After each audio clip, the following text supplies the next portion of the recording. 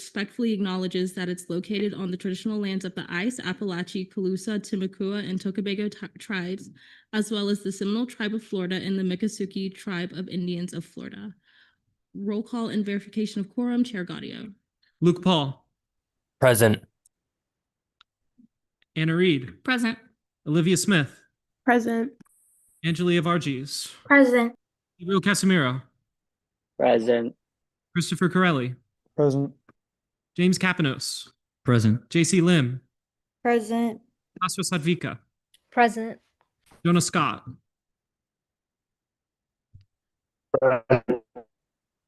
Ni Chao. Present. Blake Barnes. Present. Owen Sherman. Danae Smith. Present. Arwa Ali. Present. Melva D. Present. Jason Hamid. Present. Ryan Kaufman. Present. Nicholas Lucht. Present. Metellus. Present. Kai Prohl. Present. Peter Rorkasa. Present. Samuel Rose. Present. Grace Rudy. Daisy Trejo Hernandez. Present. Terry Fawcett. Nathan Rickett. Present. I am here. Kushi Chauhan. Bobby Escobar. Ibrahim Nassim. Rose Rodriguez. Present. Katrina Wanjan. Present. Ella Weiderberg. Present. Orson Green. Present. Anna Wynn. Present. Anthony Bonaventure. Veronica Perez. Halima Alcura. Present. El Banesh. Jocelyn Candeloro. Present. Kirsten Courts. Present. Victoria Jones. Present. Angelique Leon. Present. Abby Matthews. Present. Isabella McGray. Present. Ruthie Nurshima Cameron Renda. Present. Alex Rosenblum. Mariah Simmons. Present. Mila Teodorescu. Present. Juan Varela. Present. Julia Ziven. Present. Jordan Lipner. Present. 42 out of 54. All right, everyone take a look at last meeting's minutes, and is there a motion to approve last meeting's minutes? So everyone take a look at today's agenda. Is there a motion to approve today's agenda? So open forum, anybody wishing to speak in open forum?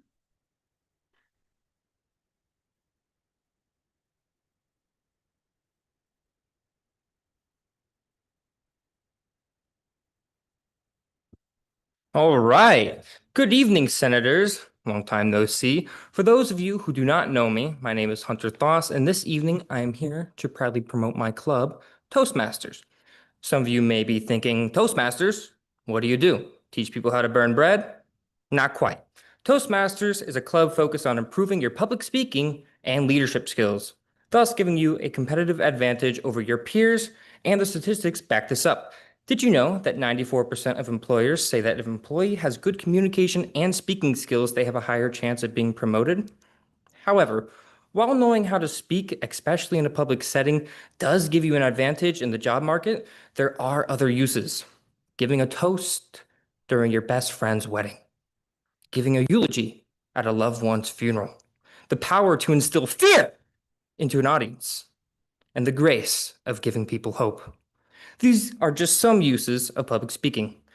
Now, as senators, I know you guys have to speak in front of everyone in this room every Thursday for anywhere between 2 and 5 hours.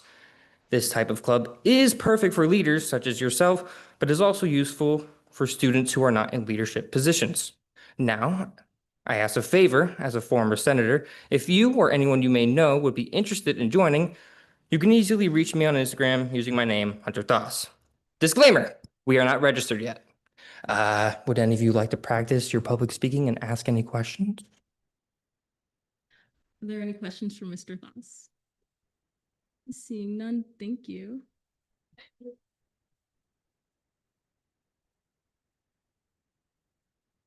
Announcements from the student body president given by Vice President Benitez.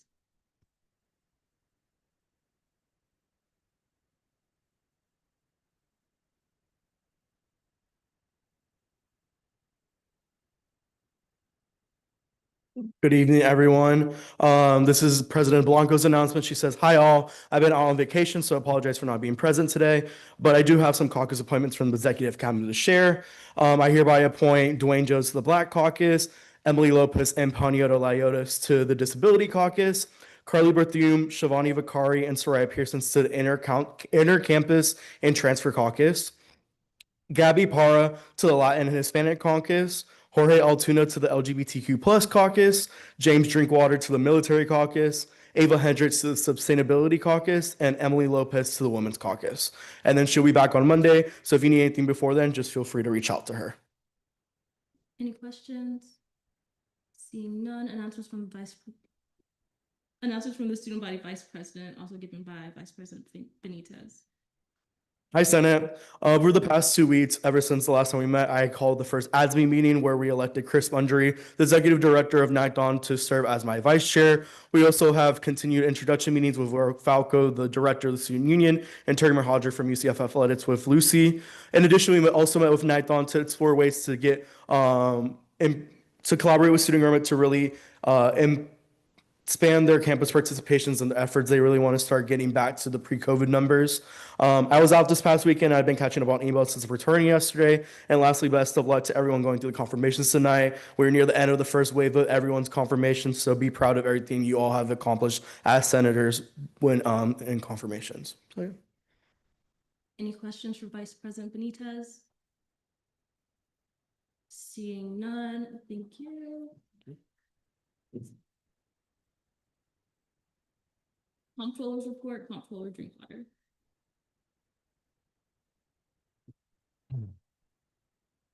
Good evening, Senate. I was out of town last week, but I'm now back up and running. This past Friday, I actually had the unexpected honor of valeting Congressman Maxwell Frost's car. Definitely not how I thought I'd meet a member of Congress. But back to Comptroller's report. 2 weeks ago, I had a great meeting with Pro Temp Hamid where we discussed how we can work together more closely this year. I've also noticed that the reversions tend to be significantly higher in the fourth quarter of this past fiscal year. This could be an area worth exploring for potential improvements in reducing unspent funds. I've also been busy preparing my presentation for the executive retreat, focusing on ensuring every cabinet member understands OPS guidelines, how to properly fill out ERFs, and general fiscal knowledge. I'm also making sure all cabinet members complete their financial training by July 3rd. I sent Speaker Courts the updated OPS guidelines for the next 3 months, as there'll be a new one sent on October 1st with the new pay increase. And all executive cabinet members will have them signed by the end of this weekend. Looking ahead, the new fiscal year begins next week, which begins our balances will reset for CRT and FAO, and they've already been working hard, and the ANSF Business Office will begin processing allocations soon. The current FAO balance is $11,341.48 with a reversion rate of 6.69%, and the CRT balance has a balance of $706.26 with a reversion rate of 3.86%. Any questions for the comptroller? Seeing none, thank you. Thank you.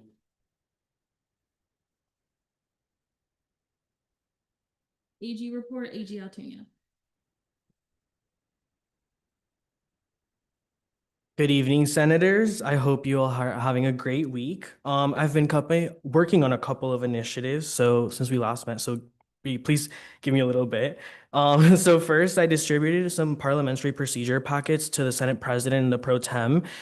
These materials are basically designed so that you can have working references for you, and I welcome any feedback. I would love to work with you on these packets. So if you notice any errors or anything that you think should be omitted or added onto it, please don't hesitate to reach out to me. We can totally meet, and that way these packets can best serve you, and that you can have the content that you expect to have readily at hand.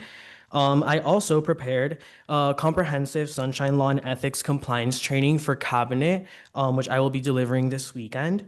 And I am also very happy to announce that all the Senate rules now reflect all changes since October of 2024.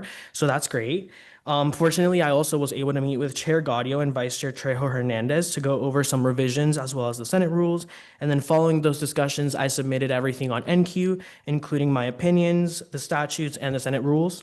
The webmasters did give me a publication date of July 8th, but I just received Bill 5702 today, signed by Dr. Frame, so I'm going to try to get that in there before they upload that.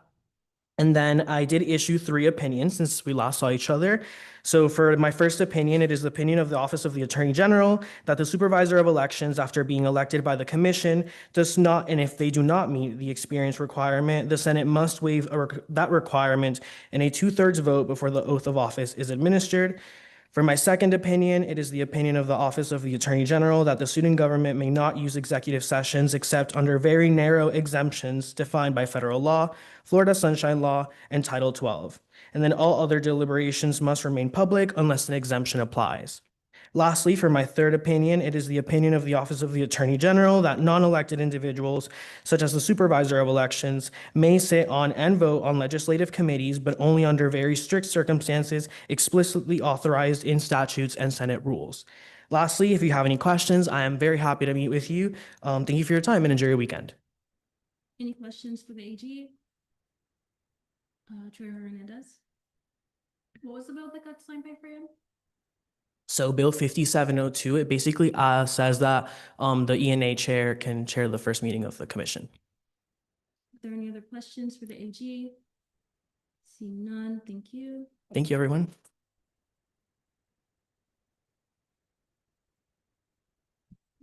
Cabinet Forum, Athletics Coordinator, Coordinator Jones. Good evening, Senate.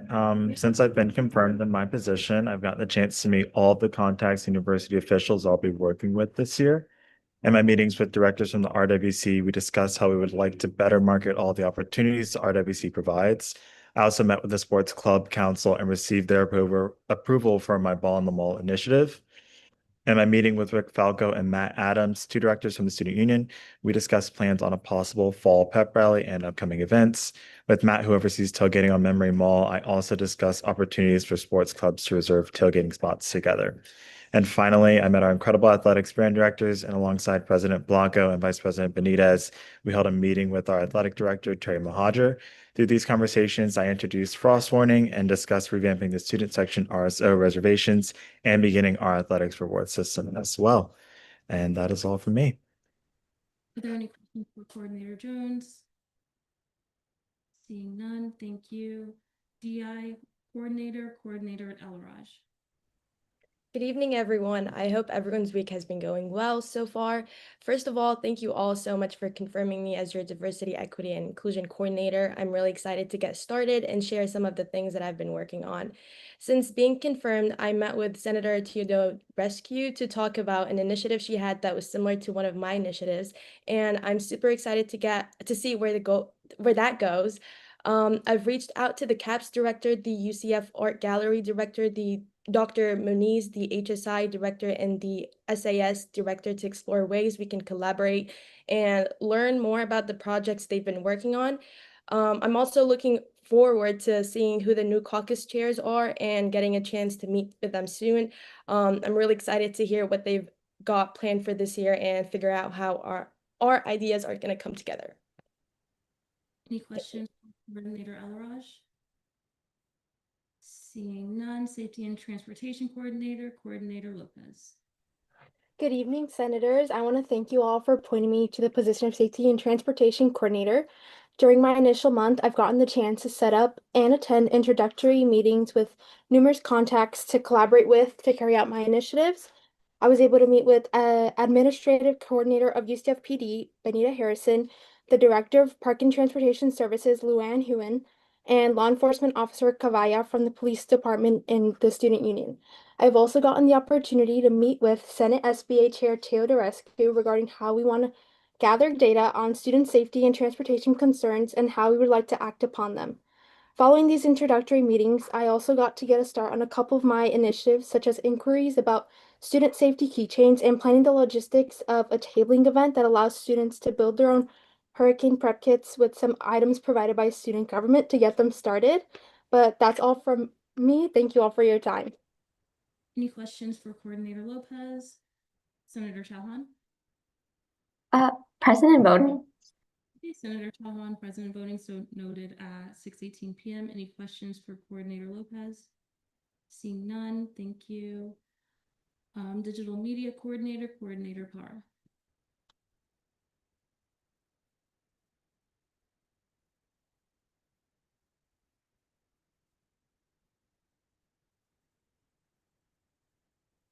No? Okay, perfect.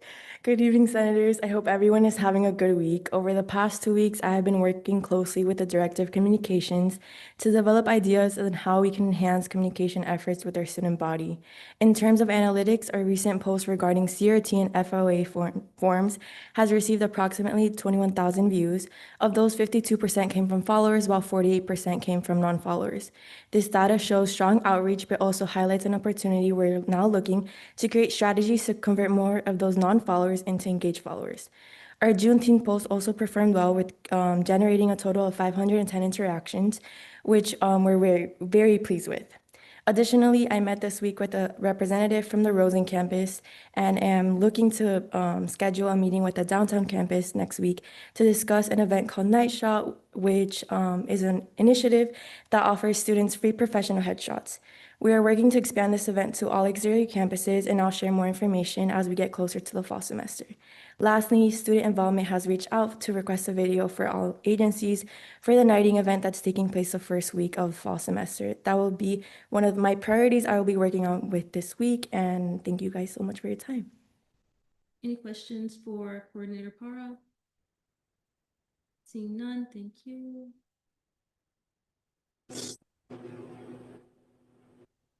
Sustainability, Wellness, and Coordinator Hendricks. Good evening, Senate. I hope you have all had a wonderful summer semester so far and that things are well for everyone. This month, I've begun reaching out to members of UCF staff in various sectors, including Arboretum and sustainability initiatives, to begin preparations for weekly invasive plant removal shifts open to the student body. I'm also in motion to collaborate with ASI on new programs hosted through the Arboretum Park, including a wellness program called Nature RX. I have also been in contact with Nights on the Mall. I had a meeting with Matt Adams today to continue the Sustainable Nights trash collection initiative for the upcoming fall tailgate season, as well as members of EHS to work out the logistics for the placements of e-waste bins. Finally, space in the chamber has been reserved for 3 green assemblies this fall, which I hope to be resources for environmentally oriented researchers to network and share their findings, as well as local pillars in conservation getting to discuss the incredible work that they do in an open forum. I would like to close by suggesting that we all stay aware of legislation that impacts our local environment, specifically in the case of developments occurring in Big Cypress Preserve in the Everglades. For 50 years, the voices of Floridians have kept the Everglades wild, and I hope to see that momentum continue. Thank you. Any questions for Coordinator Hendricks? Seeing none, announcements from the Chief Justice given by Justice Villadares.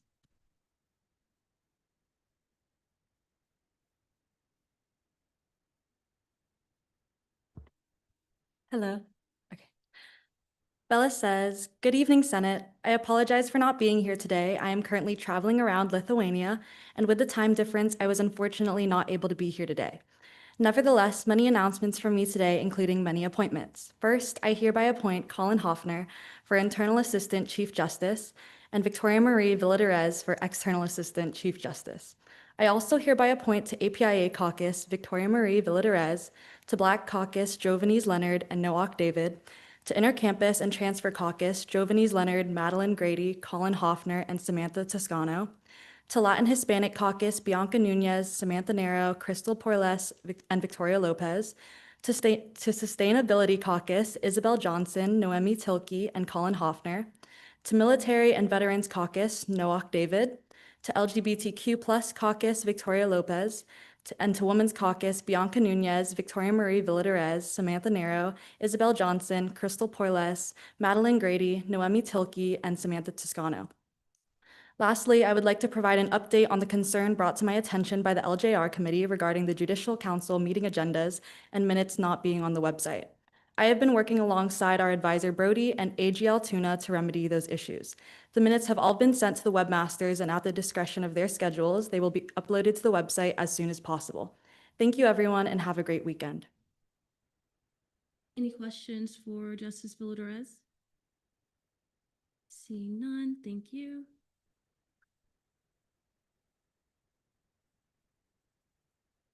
Announcements from the Supervisor of Elections, none. Announcements from the ANSF Committee Chair, none. Announcements from the Scholarship Committee Chair, none. Caucus reports, none. Announcements from the Senate President, Good evening, everyone. If you look at today's agenda, there's quite a bit. I'll be sticking to the 2 questions per senator for each confirmee, so be intentional. And also, if the confirmee is in person, please look at them while they're giving their speech. After today's meeting, we'll be doing the group media training session. So if you wish to speak to media agencies during the session, please stay for that. Attendance will be taken again, so we can just have that for our records. This week, I had a meeting with the Pro Tempor's office regarding the point system for Senator of the Month, as well as a meeting with Pro Temp Hamid and the Rosen Life Director Brown regarding tabling opportunities. I also have a tentative timeline for the next 3 weeks because they're really busy, so please listen up. Today, I'll be appointing members within the 3 branches to caucuses. Next Thursday, appointing members of Election Commission to caucuses. They'll do that. And I will appoint the acting chairs to the caucuses. And then July 10th, the Senator at Large elections for Budget Committee and Scholarship Committee, as well as hopefully appointing an acting chair to the Caucus Leadership Committee. ILA Rudy and I are currently working on general templates for the caucuses to be used for the foreseeable future. After we have the names of those appointed from the branches, we'll make the agendas, as it'll be easier to go back through and add the commissioners. And for the acting chairs, it's just easier because we as senators know that part. And then next week will be fully virtual as the union closes at 7 due to Independence Day being the next day. And then finally, Texas Tech's SG leadership will be here on the 10th to watch Senate. So if you're in Orlando, please come in person. And I'd like everyone to wear the 57th session polo in that meeting. If you haven't picked it up, they're in my office and you can get them. Any questions for me? Seeing none, ILA report, ILA Rudy.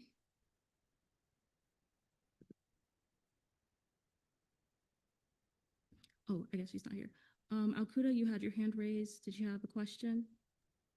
Yeah, I did. I just was curious. So for the media training that's going to take place after Senate tonight, is that just going to be fully virtual? It'll be hybrid. Brody's going to post the presentation for you guys so you can see it online, but it'll be hybrid. Okay, thank you. Any other questions for me? Seeing none, ILA report, ILA Rudy. Hello, Senate. Apologies for my absence today, but I'm currently helping Speaker Courts with caucus agenda templates and organizing for Welcome Week. That's all from me for this week, but if you have any questions, feel free to email me or reach out on Teams. Any questions? Seeing none, ELA report, ELA Read. Hi everyone, not a ton from me today. We're slated to complete media training today. However, we do have a lot of confirmations to get through, but we really should do media training today. Anyways, I hope you all pay attention to our training and participate. I promise it won't be too boring. I worked really hard on it. That's all from me. Any questions for the ELA? Seeing none, Senate President Pro Tempore report, Pro Temp Hamid. Hi, Senate. I hope we're all having a great week. So, warning, July 1st, next week, the new 25 to 26 financial training is being released. You will have 10 business days, aka to like July 15th-ish, to complete that training and send me a screenshot of all the modules having a passing score. Even if you already did the last one, you still have to do this one. I know a lot of you guys just did the last one. It's just because the timeline's really weird, so there's no way to really get around that, but you have to do this next one. Usually it's pretty similar or the same, so you guys should be good. Also, as the comptroller said earlier, we had an introductory meeting about 2 weeks ago. I also met with D. Kaufman to make plans for an upcoming fiscal workshop for you all to help you guys with representing RSOs and stuff that you guys should know as senators. It should happen in July, and it should take place before Senate starts. Also, if you ever want to meet or talk to me about initiatives, legislation, or any questions that you have, I highly encourage you to set up a meeting with me. There's a link there. And also, everyone turn on your cameras, even if you're in person. At home, turn on your cameras, because then it's so much easier for me to choose the outfits at the end of the night, because then I can see what you guys are wearing. And then maybe people on Zoom will get picked. And then maybe I'll have I'll have more options. So please turn on your cameras. I really appreciate it. It's really nice to see you guys, even though we're all online. That's it for me. Any questions for the Pro Temp? Seeing none, and I also meant to say that, so thank you. DLEG report, DLEG Kaufman. All right. Hey, everyone. Thank you to those who have already submitted legislation. I love seeing it arrive in my inbox. I met with Pro Tempore Habib about getting started on some workshops he mentioned for the end of the summer semester and start of the fall semester. Today's legislation on first reading, 2 fiscal bills, 2 internal bills, and 1 resolution. 1 resolution on third reading and 1 fiscal bill on second reading. So speaking of that fiscal bill on second reading, we'll be seeing our first one tonight. So I wanted to give all our new senators and everyone just a refresher about how this is going to work.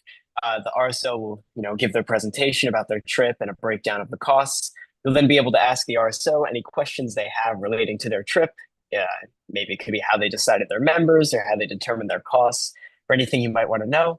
We'll then enter debate where you could express your thoughts and how you'll be voting. Please note that any amendments you make to the fiscal bill will be seen in debate. And if you're altering the costs of any line, make sure that you update all of the relevant total costs on the bill.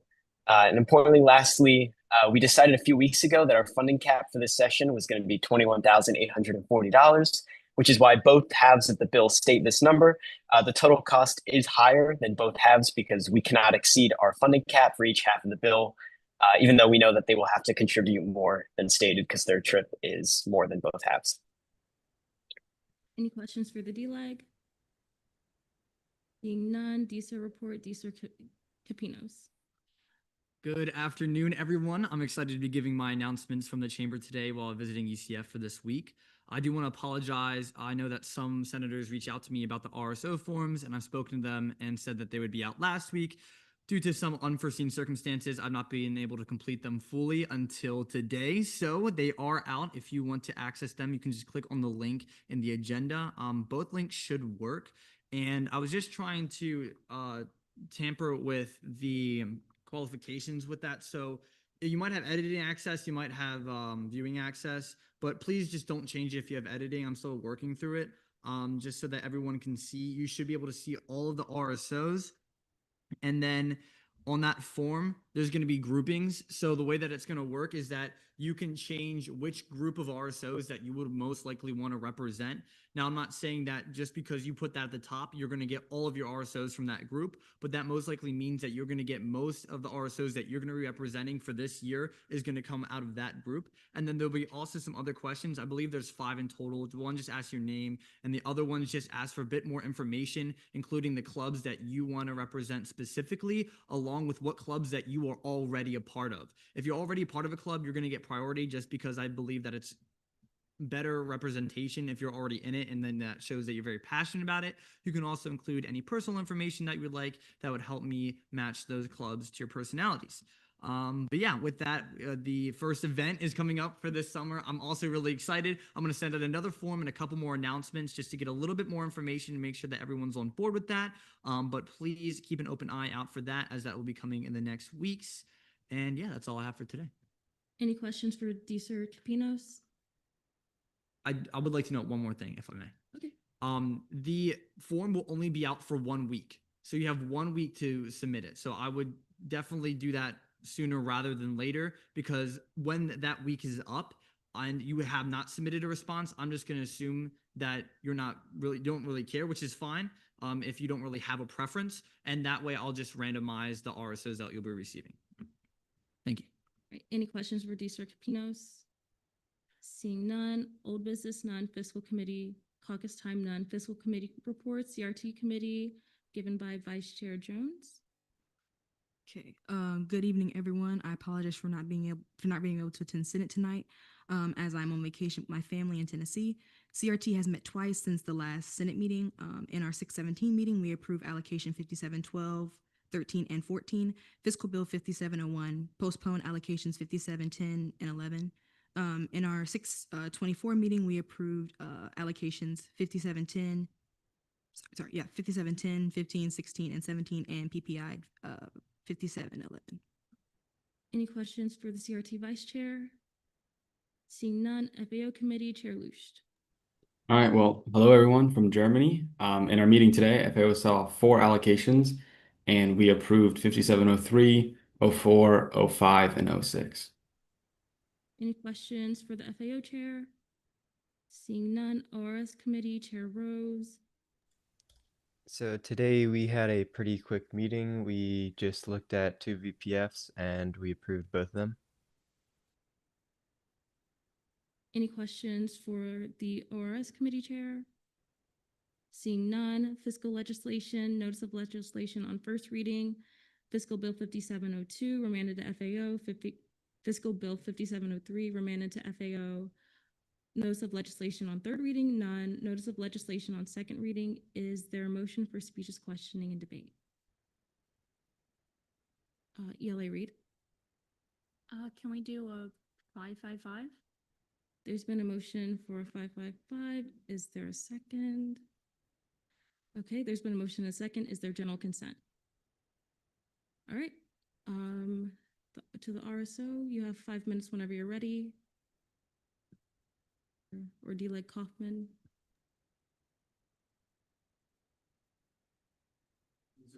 Yeah, sorry.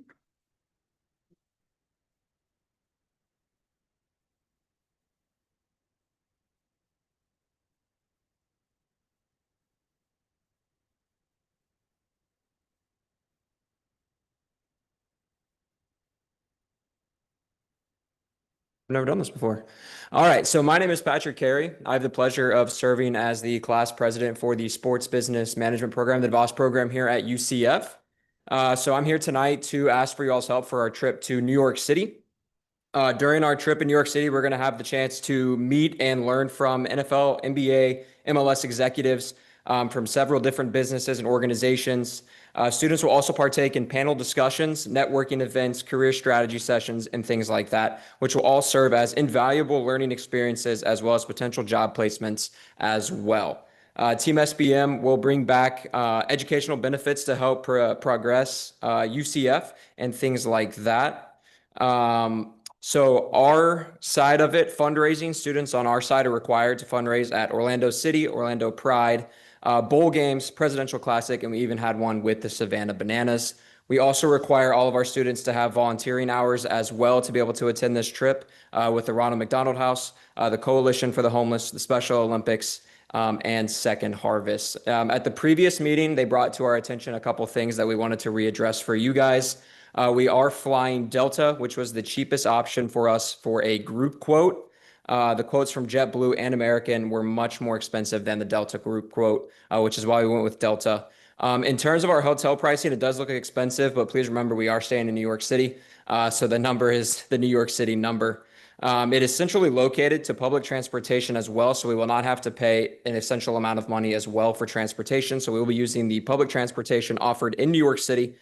So renting, parking, and traveling buses and things like that will not be needed as well, which will keep that funding to a bare minimum as well. Is there any questions for me? Are there any questions? Senator Lipner. Two, if I may. You may. First off, can you elaborate on why no other budget airlines were chosen for price quotes? Those are the examples that my boss and my superior has for the DeVos program. Those are the ones that she told me were the best for group travel as a whole. And those were the ones that she gave me. Okay, thank you. And then the follow-up is, can you clarify who planned this trip and how that process was done? Yeah, so we have chairs that myself and some of my peers as well, we all organized that trip. And we reach out to executives that are also graduates of the program. So we have contacts with the NFL, with the NBA, with the Madison Square Garden, with the Barclays Center and all those things. And we organize our itinerary together with our department head. Any other questions for the RSO? Chair Varela. It says on the bill that your RSO anticipates or received $24,000 and more than that in outside funding sources. Can you elaborate on what those sources are and what that money is going to? Can you say that one more time for me? I lost you at the very end.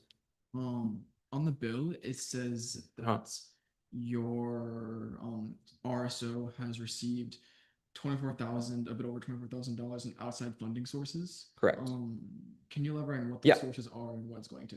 Yeah, so our students are required to fundraise that money from our end. So everybody is responsible for their own section as well. So we go out to different events in the area and we raise money ourselves, and that comes into that pot from our end. Are there any other questions for the RSO? Senator Lipner. So to clarify, no money is coming from the DeVos program for this trip? There is money coming from the DeVos program as well that is going to cover the remainder. Any other questions for the RSO? Seeing no other questions, we are now in a period of debate. You guys have 5 minutes. Is there anybody who wishes to speak in debate? Senator Lipner. I'll be honest, I'm really torn about this. I voted in negation in committee because of a few concerns that were addressed, and so I do recognize that. But still, the amounts seem a little exorbitant, and the solutions seem to be inadequate, in my opinion. And so I'd love to hear your opinions on this, but seeing as this seems to be a trip that is organized by a college for school-related purposes, it feels a little weird to be using ANSF funds for this. And that's just kind of where I'd love to hear your guys' opinions. Is there anybody else who wishes to speak in debate? Senator Wangin. I'll be debating in favor of this bill. We funded it multiple times in the past. And to note Senator Lipner's point, I do think that it's important for us to all recognize that a lot of the bills, especially that we do end up funding, are funding things that arguably UCF should be funding in other ways, whether that's the engineering RSOs that we give like $100,000 in total between all of them in a year. Those arguably should be funded by UCF. So I think seeing that as an issue for just this would not be fair to this program and the students that want to be able to go on these trips. That's so beneficial for them as sport business management majors and to complete their academics and get all this networking that is so important. All right, any other pieces of debate? Chair Varela. May I actually ask another question to Laura? So You may. So I was curious, so I went back to the bill your team requested last year, and I saw that the travel cost was extremely way lower. So I was wondering if there's a change in the kind of how you guys found the flights or anything like that, or is it just kind of Pricing. There's also the UN meeting as well in New York City at that same week, and that bumps up pricing as well, which is out of our control. But that's also the only times that our connections are able to meet as well, and it's just poor timing when it comes to that. Did you have debate or another question? Okay, Senator Varela. Yeah, I'm also be debating in favor. I went back and looked at their previous bill, and it's pretty similar to this. They're actually paying less in accommodations this year, and the flight, as they've explained, is the UN's there. That's a large global event, so obviously it's going to be more expensive. And yeah, we can argue about how much UCF is funding its programs, but that's not really what we're here right now to do. So I would say we should fund this program or fund this trip. Okay, any other pieces of debate? Chair Hernandez. Move to vote. Seeing no other pieces of debate, we are now on voting procedures.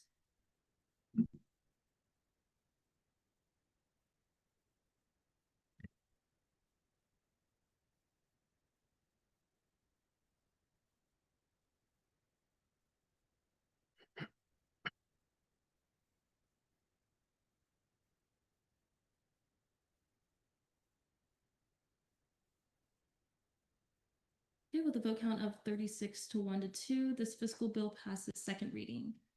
Thank you. Thank you, guys. Appreciate you all so much. All right, internal committee caucus time, non-internal committee reports, ENA committee given by Vice Chair Chow. Hi, everyone. Chair Escobar is currently out of town, so I'll go ahead and announce for him today. I will say that for the confirmation, specifically for meeting agenda 6/18/2025, there is a revised one, so everyone could go ahead and look over that with the clarity and revisions that I have added. Not only that, but these past 2 weeks, the committee saw 7 confirmations. So Election Commission seat number 2, Brianna Phillips, confirmed 900. Election Commission seat number 7, Morgan McCarthy, confirmed 800. Election Commission seat number 10, Victoria Calloway, confirmed 710. Election Commission seat number 12, Jada Wesley, confirmed 800. Election Commission seat number 13, Ryan Gonzalez, confirmed 710. And then Election Commission seat number 11, Aaron Wilkes, confirmed 1000. And then the graphic design coordinator, Sarah Paulson, confirmed 900. Any questions for the ENA Vice Chair? Seeing none, GAP Committee Chair Varela. Hi, Senate. Today, GAP worked on our newsletter, which should be available by tomorrow from ELA Green. So ask her about that. I'm very happy about it. We discussed plans for our legislative priorities survey for Day at the Capitol, and we also discussed how to read a bill. That presentation is linked below if any of you are interested and want to know a little bit about how to read legislation that affects your life. Any questions for the GAP chair? Seeing, Senator Lipner? The link is not accessible. Could you please fix that? The link, can anyone else verify that? Because it was working for me. I'm getting the sorry you don't have access screen, so it could just be like the way Brody, shared. can you fix that? Okay, we're still in formal procedures. Any other questions for the GAP chair? Seeing none, LJR committee, Chair Gaudio. Good evening, everybody. We didn't have too much business to attend to last meeting, so the committee started working on coming up with some ideas for legislation, getting those ideas flowing. Senator Barnes on the committee has already begun drafting a bill, and we will be distributing the rest of the ideas at our next meeting. Both myself and the vice chair also met with the Attorney General last week to ensure that the published statutes align with all legislation passed in the 56th session. If you guys see any discrepancies, please let myself or the Attorney General know. All of the absence decisions are posted right there. The committee also voted to issue a notification of non-compliance to Chief Justice Pizzera for failure to abide by Title 12, Chapter 1201.4 with a vote count of 8-1-0.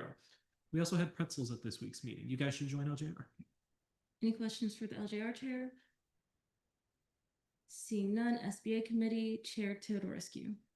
Hello, Senate. This week, SBA has been going over initiative progress and tabling. The committee has been working on their own initiatives and reaching out to different UCF departments. For tabling, we discussed specific times to table at Rosen campus specifically, which will be in the fall and the upcoming spring semesters.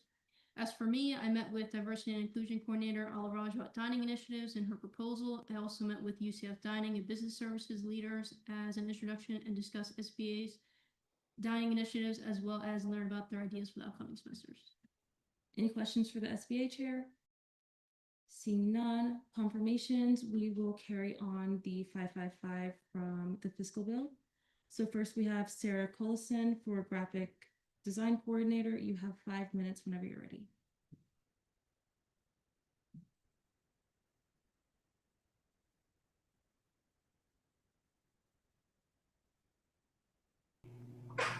Can everyone hear me okay?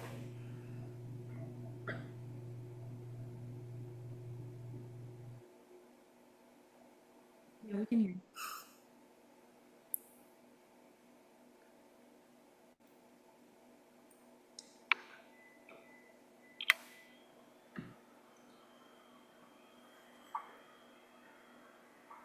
Okay, perfect. Good evening, Senators. Thank you for taking the time to meet with us tonight and for the incredible opportunity to contribute to UCF student government. My name is Sarah Collison, and since I can remember, I've had a passion for visual storytelling through graphic design and creative expression. Art connects people. It unites ideas, incites engagement, and delivers a message. It's an unspoken language that brings people together universally in a way that surpasses written word. I fell in love with art at a young age, captivated by the power and beauty of visual storytelling. I've known since then that I wanted to spend the rest of my life using design to connect, empower, and uplift others. Today, I'm beginning my third year at UCF, pursuing a major in immersive experience design, a minor in digital media, and a certificate in leadership studies. Through my classes and experiences at UCF, I've found a love for designing visual identity and harmony among creative deliverables and visually connecting ideas through themes and branding to help bring people together. This passion is why I was led to the position on UCF student government. The role of graphic design coordinator offers the opportunity to make a creative impact on the UCF campus and student body, and I'd be very honored to serve in the role. I come before you today to share what I would hope to contribute to this role should I be confirmed. I've broken my goals into 3 divisions that illustrate the intentions behind the work I plan to execute. These 3 pillars are content, connection, and community. Starting with content, I aim to create impactful visuals that excite and engage audience. A key part of visual storytelling is helping people feel the story, to give them a response to a piece of art or a post, not just because of the explicit message, but because of the viewer's experience. Helping people feel as a function of your work is the essence of art, and making a strong, evocative design gets people to tune into your message and subsequently makes it more likely they get involved as a group. My goal with content is to funnel my passion and the passion of UCF student government into every design inviting students to participate as a member of our campus community. This leads to my second pillar, connection. Not only do I hope to use the role of graphic design coordinator to help connect students on campus with programs and events, but I also believe that it's a position that offers the opportunity to connect with all branches of the UCF student government. Although our 3 branches work differently, we share a mission to support the student body and enrich our campus environment. If approved, it will be my goal to connect, support, and work alongside the branches of student government to encourage collaboration, communicate our resources, and ensure that all branches are equally represented and promoted. My final goal is community. Design connects people, and I hope to use it as a tool to continue to foster community for new and returning students. With the shared love for this school and drive to enrich our campus community and endless opportunities and sponsored events, the student government has the power to unite people and help students find their place on campus.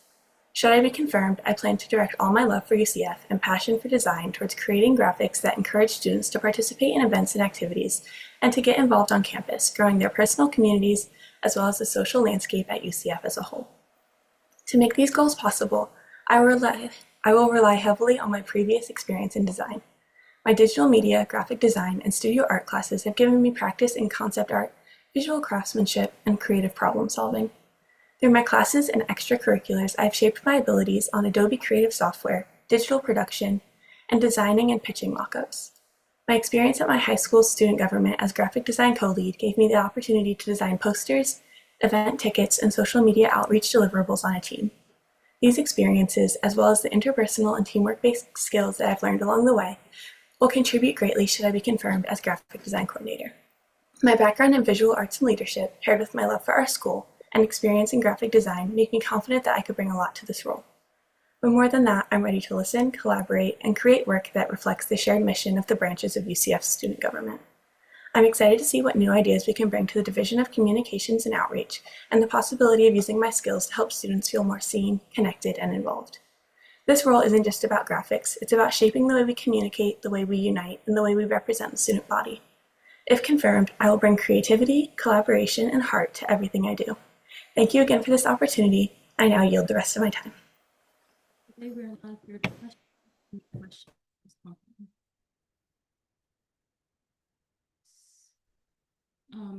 Charilla. Given the nature of the position, it's likely that you're going to have to deal with an intense workload of requested graphics. How do you intend to cope with this workload? Can you repeat the beginning of the question? Yeah, I got you. So given the nature of the position, you're likely to face an intense workload from the number of graphics that's requested of you. How do you intend to cope with this workload? I think it's really just going to be all about time management and make sure I'm communicating as effectively as possible. I think the workload is definitely doable. It's just going to be a matter of making sure we have seen all the requests that have come in and are managing the order in which we're completing them. Okay, are there any other questions for this call for me? Seeing none, we are now in a period of debate. You guys have 5 minutes. I'll go Senator Lipner and then ELA Reed. Yeah, I was lucky enough to sit in on ENA confirmations for this candidate, and I was very much so in favor there. I unfortunately was not able to speak in favor because my Wi-Fi cut out, so I'm very happy to do so now. All of the answers in ENA and just now were very thorough, were very all put together. Her portfolio looks very clean. I love the stylistic opportunities she can bring to our Instagram page and other forms of communication. And all in all, I think this is a wonderful candidate, and I'll be voting in favor. Thank you. I was just gonna say, I think her portfolio speaks for itself. I mean, it is truly phenomenal, the work that I'm seeing here. I think this is going to create such a positive impact for our social media presence and for the interaction with student government alone. And overall, this candidate seems very well-rounded, having a lot of leadership experience and things like that. I have no doubt that they will succeed in this role, and for that, I'll be voting in favor. Move to vote. There's been a motion to move to vote. There's a second. A second. All right, there's been a motion to move to vote and a second. Is there general consent? Okay, we are now in voting procedures.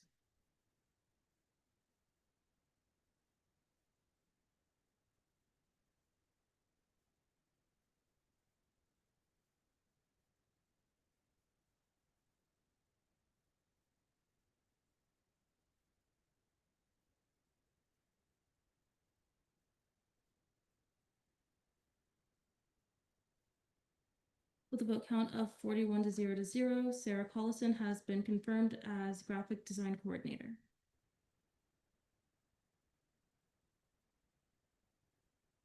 Thank you.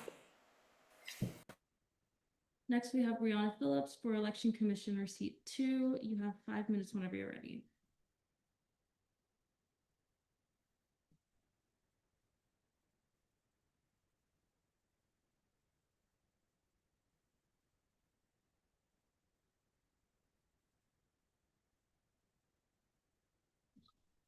Hello. Okay. Hi, everyone. Thank you guys so much for being here. My name is Brianna Phillips. I go by Bree.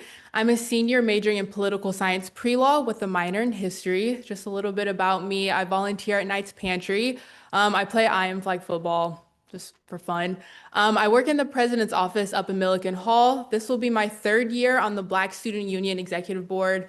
Absolutely love that organization. And then this will be my 4th year in student government, but my 3rd year in the election commission. My term was up, but I wanted to come back because I love it. I love the work we do. EC is a great balance for me. I'm involved in a lot, and so I felt like if I was in one of the 3 branches, that would be too much of a commitment. EC is a lot of work, but it's the perfect amount of work to where I can give my all to everything I'm in. The first year I was in EC, it was a great transition year. Bryce and Alex were running unopposed, so we did our work. We were smooth sailing. It was fine. And then this past year, we went from 1 ticket to 5 tickets. That was insane. It was so much to do, but I loved it. Like, I love being busy. I love having stuff to do. It made me and my commission like super close. Like, we still hang out together now. I mean, because we had to be together all the time. But I loved it, and I want to continue that work that Alicia and Luke were doing, our previous assistant supervisor and supervisor. They could not have done a better job. Like, they were so professional about everything because it could have went a very different way because we had a lot of hearings to do for affidavits, but I loved it, and I want to keep doing that work that they were doing. I have 2 main initiatives or goals. One of them was like a shared one that we had in the commission, and I want to help implement it. And then the other one is one that I thought of. So the first one is something that Amara and Nora, 2 of our, well, Nora graduated, but Amara is going to keep doing EC. We want to have a sector of the election commission in SGLC. So I had the privilege of being in SGLC, and then I was put into ELC, but then I was kind of upset because I knew if I were to get a position on one of the 3 branches, that's a lot of work. Like, y'all know that, like, you're here. But then Mama Jen, for y'all who know her, she told me about EC, and she was like, Bree, just do that. So I did it, and I loved it, but not everybody has Jen. You know what I mean? So I want all of the sophomores and freshmen who are in SGLC to know that there's another option. And SGLC was amazing, and I want people to have the opportunity to know about EC, all the work we do, and that there's another option. The second one is collaborations, and this is something I'm trying to do even in BSU even more, but collaborating outside of student government. So pulling from clubs that we're in, that all of the other commissioners are in, and trying to get people interested. So, you know, like when people are campaigning that 1 week of March, everyone's annoyed and they're like, please leave me alone. We want to get people excited like in fall. So when it gets to spring, they're like, oh, I'm ready to vote. Like, I want to do this, stuff like that. But again, that would just be something we would have to work towards. But that's something I'm really excited about. And I do believe we have the personnel for both because we have almost every seat filled if we all get confirmed. Hopefully we do. And so that's plenty of mentors for SGLC, and that's also plenty of people to pull from organizations. So again, BSU is like my baby, so we would definitely try to do a collab with them. And then all the other clubs that we're all involved in. It's a lot of opportunities right there. I understand the extreme importance of having fair elections, especially when you have a lot of people running. That's why I literally downloaded Title VI on my phone, because I'm gonna keep it real. That thing is 27 pages long. I'm never gonna fully read that. I mean, not read it, but know it back to front, front to back. It's a lot, but I do understand how important it is to have a fair election. And so I have it on my phone because one of our obligations is to walk around the campus, make sure that people are doing the right things with their campaigning. And if I'm questioning it, it's right there on my phone. So again, I don't know it cover to cover, but I do know how important it is. So I have it with me all the time. And again, thank you for your time. And I'm very excited for another successful year. Oh, and I yield my time. Okay, we are now in period of questioning. ELA Reed, Senator Lipner, and then Vice Chair Chow. Yeah, thank you so much for being here. My first question is, Did you learn anything critical from this past year, and how will you carry that or implement it into this upcoming election season? Yeah, I learned a lot. I'm trying to think of which one to say.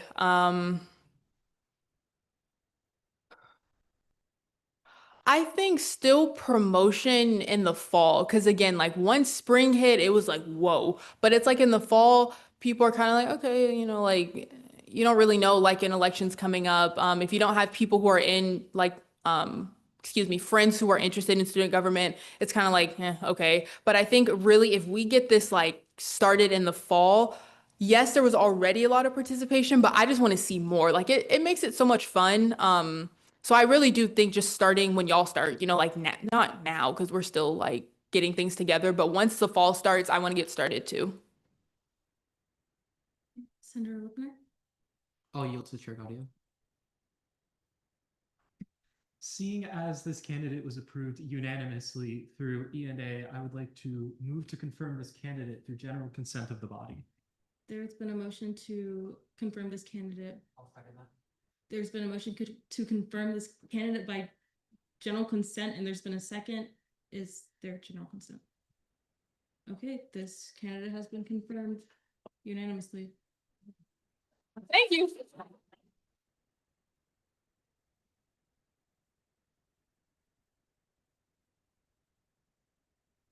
Hey, maybe seconds are good. Okay, next we have Morgan McCarthy for election commissioner seat number 7. You have 5 minutes whenever you're ready. Hi, everybody. My name is Morgan McCarthy. I'm a sophomore majoring in political science on the National Intelligence and Security track with a minor in general business. After graduating, I plan on attending law school and pursuing a career in corporate law. And what really drew me to apply for this position was both my involvement in SGLC and JLC. Through both those experiences, I developed a strong interest in staying engaged with student government. And I believe serving on the Election Commission presents a meaningful opportunity to continue my involvement here in student government by contributing to the election process where I can grow both personally and professionally. Coming into this role, I bring valuable experience from the Residence Hall Association, in which I learned how to effectively organize, execute collaborative projects, which taught me the importance of communication, goal setting, and teamwork. In addition, my role with UCF football recruiting has strengthened my ability to represent UCF in a professional and polished manner. Both these roles have both helped me build skills that I believe will help with my role on the Election Commission as well. I also would like to add that while these experiences have shaped me as both professionally, I have faced a lot of more other challenges on a personal level, specifically facing a lot of rejection. And while those moments were difficult, each experience has helped me become more resilient and committed to personal and professional growth. And I'm determined to use that growth to uplift and contribute not only back to the UCF community, but also to the Election Commission. Thank you for your time, and I yield the remainder of my time to questioning. Okay, we are now in a period of questioning. Are there any questions for this candidate? Vice Chair Chow and then Chair Gaudio. I know that in the E&A committee meeting that we had before, in your speech, you note how you want to bring more awareness for the Election Commission specifically. Do you have any visions or like any plans on doing so, and at least like finalizing that so I have like a vision in mind? As previously mentioned, definitely bringing it to SGLC. I wanted to come in with a more clear vision. I think once officially settling into the Election Commission, I would have more of a clear vision on how to bring more awareness to it. Definitely collaborating with different RSOs and possibly collaborating within SGLC would bring a lot more attention to the Election Commission. Yet I would like to fully settle in and experience what the Election Commission is before establishing certain connections to be able to create more outreach for the commission. Chair Gaudio. This candidate was also approved by E&A unanimously, and so I would like to once again move for this appointee to be confirmed through general consent of the body. There's been a motion to approve this candidate by general consent, and it's been seconded. Is there general consent? Okay, this candidate has been confirmed by general consent. Thank you.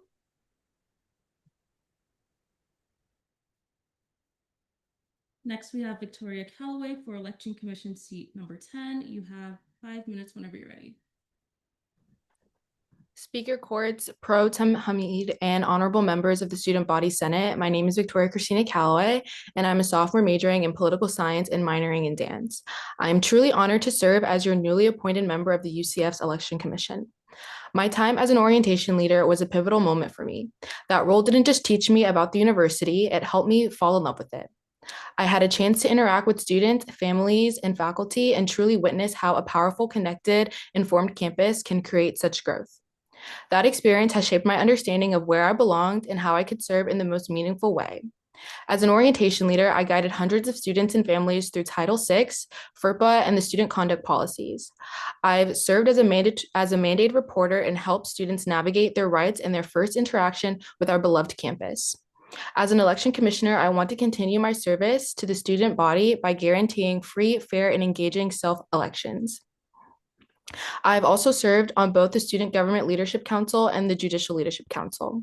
In these spaces, I've learned the value of fairness, impartiality, and the importance of holding our community to a standard that reflects integrity and respect. I bring that same mindset to the commission. We are here to protect the process and make sure that every election is fair, accessible, successful, and transparent. Outside of SG, I've had the joy of connecting with UCF students as a leasing intern. As we've tabled and connected with local businesses around campus, I was able to speak with students and parents sharing information on housing, academics, involvement, and all the ways to make the most of this college experience. Those small moments of connection reminded me how much I love this university and how deeply I care about ensuring every night feels as they belong. And to tie it all in, I've always believed that free and fair elections are the backbone of any strong government. Back in high school, I helped with the voter registration initiatives because I understood early how impactful one vote can be. Here at UCF, we're not just managing ballots, we're amplifying the student voices, protecting the process, and ensuring every night has a chance to speak up.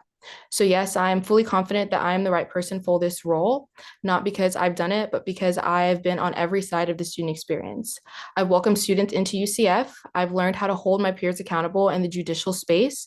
I've created meaningful connections throughout Orlando, and I care about making sure that students are heard. I care about making this university feel like home, and I care about doing this work in a way that uplifts and inspires others to get involved too. Thank you for this opportunity, and I now yield the rest of my time. Okay, we're now in a period of questioning. Are there any questions for this candidate? ELA Reed.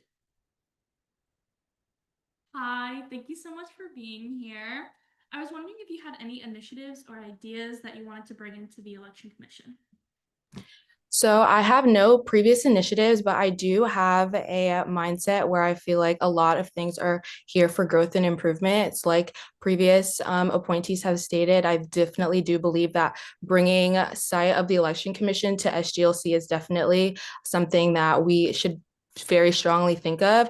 As a JLCer, I thought JLC was typically like my only option, or the same with like ELC or SLC. And I didn't really know about the Election Commission until I talked to a friend in student government and I said, hey, how are some other ways that I can get involved? And when ELC was brought to my attention, I did kind of fall in love with the balance of it all. Like Brianna said, it's a great way to be involved, but not be in a commitment that kind of limits you from your other commitments. So I definitely would say that would be an initiative that I am very like strong head on. And I also have a lot of experience in social media and promoting. And like Brianna also said, I think starting early about promoting elections and making sure that everyone on campus has enough time to get educated on when the election is and how to vote and what the process is. And I think doing that in a manner that creates high engagement using social media and using some of the other platforms that students use to kind of stay connected. I think doing that early on and making sure that we're doing it in a way that kind of amplifies the growth and amplifies the engagement, I think is something that is very important as well. Are there any other questions for this candidate? Seeing none. Oh, Vice Chair Chow. Thank you for all of your answers. And I was just curious, I do know, and I'm not exactly sure if you were here for last year, but we had quite a controversial election last year. So how would you specifically be able to handle the stress of that and then just making sure that you're representing as an election commissioner while putting your feelings aside? And then not only that, but just maintaining and handling the drama. So one thing that I definitely learned from JLC was being fair and impartial, especially as an orientation leader as well. That's one thing that we're taught, just kind of not being not having a specific stance.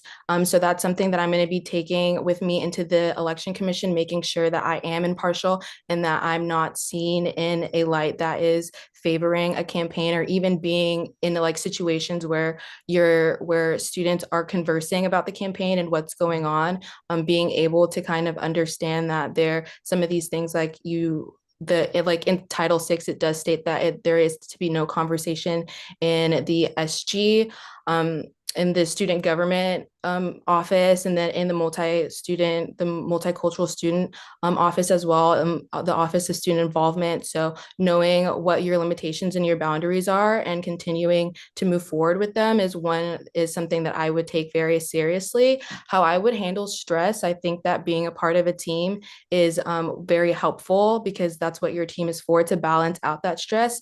Personal individual stress, I would say that I'm very organized with like my Google Calendar and my Outlook, making sure that I'm looking at all my emails and my calendar and matching up where my priorities are, just to make sure that everything has a certain set amount of time to give my 100% to. Are there any other questions for this candidate?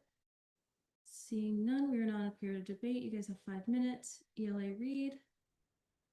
Yes, I will be voting in favor of this candidate. I have the privilege of working alongside her as an orientation leader, and she was always probably the most organized person, the most efficient, friendliest, just so many adjectives you could use to describe her. Such a positive light. I also loved the passion she had in her speech, and even though she didn't come in with really set initiatives that she thought, I love her stance on social media and kind of talking about that as well. I think that would be very valuable, and she is a great team player, as I said, so I think she'll be a wonderful addition to the election commission. So, and for that, I will be voting yes. Are there any other people who wish to speak in debate? Seeing none, we are now in a period of voting.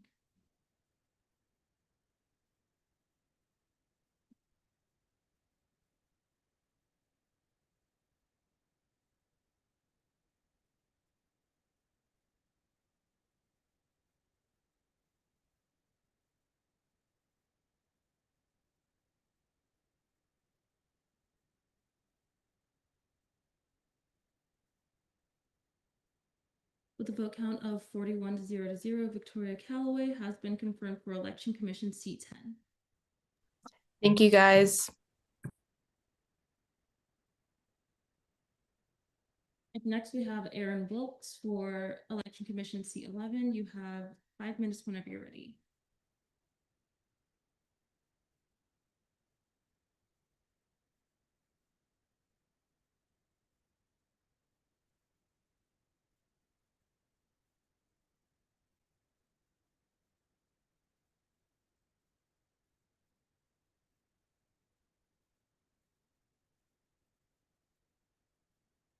All right, hello everyone. Thank you all for having me.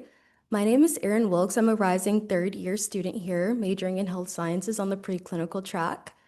While my long-term goal is to become a periodontist, I found out what truly motivates me and what brings me here today is my passion for people, for service, and for building community through engagement. I believe connection is often fostered through active engagement, and that's something I try to live out in everything I do, both inside and outside the classroom. This summer, I've had the opportunity to serve as an orientation leader, which has been one of the most meaningful experiences of my college journey thus far. I've had the privilege of welcoming new students into the UCF family and creating an environment where everyone felt supported and seen. This role hasn't just taught me how to lead, it's taught me how to serve and how to connect. And connection, as I've learned, is the foundation of everything: belonging, confidence, and participation. And that's exactly the mindset I'd bring to the Election Commission.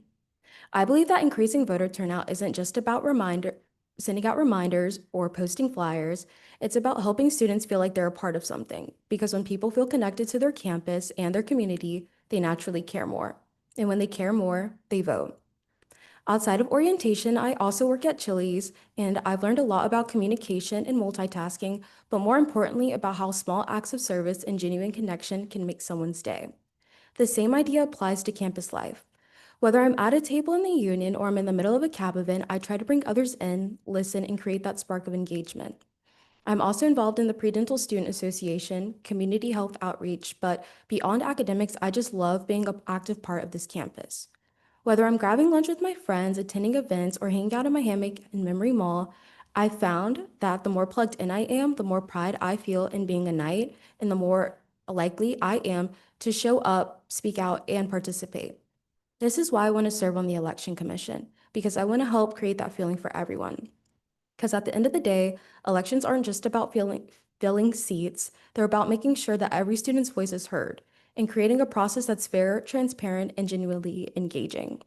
I want students to participate in elections not just because they stumbled upon a voting booth, but because they care about what's happening on campus and feel confident that their voice matters. If selected, one initiative I'd love to implement is a Voting Starts Here campaign not just focused on access, but on interest. This means getting creative with our QR codes, visibility in high traffic areas, and tabling that's not just informative, but interactive. I'd also love to launch candidate connection events, which would be casual, low-pressure opportunities where students can meet candidates, and whether that be in a town hall, a coffee and chat, or a social tie to cap the campus activity board. These moments give students a chance to ask questions and feel personally invested in the people that they want to represent them. When students can interact with candidates face to face, that really creates a huge difference. Putting a face to a name and a face to a mission goes a long way in building trust and boosting voter engagement. That kind of engagement doesn't just boost turnout, it builds trust. At my core, I'm someone who leads through service and strives to make people feel included.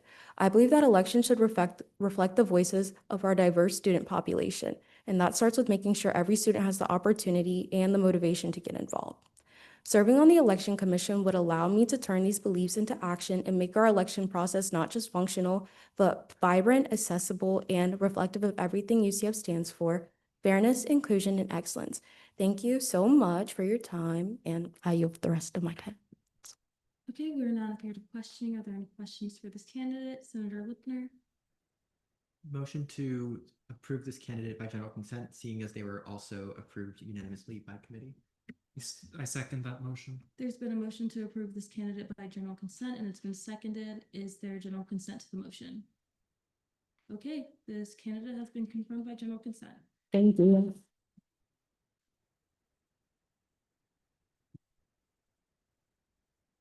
Again, guys, if the person comes and is standing in front of us, can you please look at them while they're giving their speech?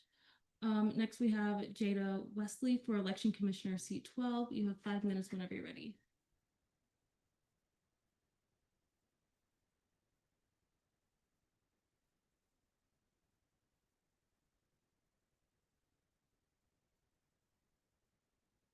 All right. Good afternoon, Senators. My name is Jada Wesley, and I'm honored to be here today for confirmation to the Election Commission. I want to start by thanking the Appointment Committee and everyone who's taken the time to support this process. I know that serving on the Election Commission is a privilege and carries a real responsibility to protect the fairness, integrity, and trust in student government elections. I joined this process knowing that I would be expected to understand Title VI, so I took that very seriously. I studied the statutes in depth to fully understand what it means to uphold transparency and to serve the student body with professionalism. I'm committed to this role, and as a business and transfer student, I have found myself having to handle math, data, and order, and I feel like this role is a natural extension of that discipline. It's structured, analytical, and service-oriented just like me. I plan to bring professionalism and my very best to seat 12 if confirmed today. Thank you all for your time, and I'm ready to answer any questions you may have, and I yield the rest of my time. Okay, we are now in a period of questioning. Are there any questions for this candidate? Senator Lipner. I'll yield to D. Sir Capitos. I just have one quick question about your initiatives. I was just wondering if you had any plans coming into the election commission, anything that you would like to see to be adapted or changed?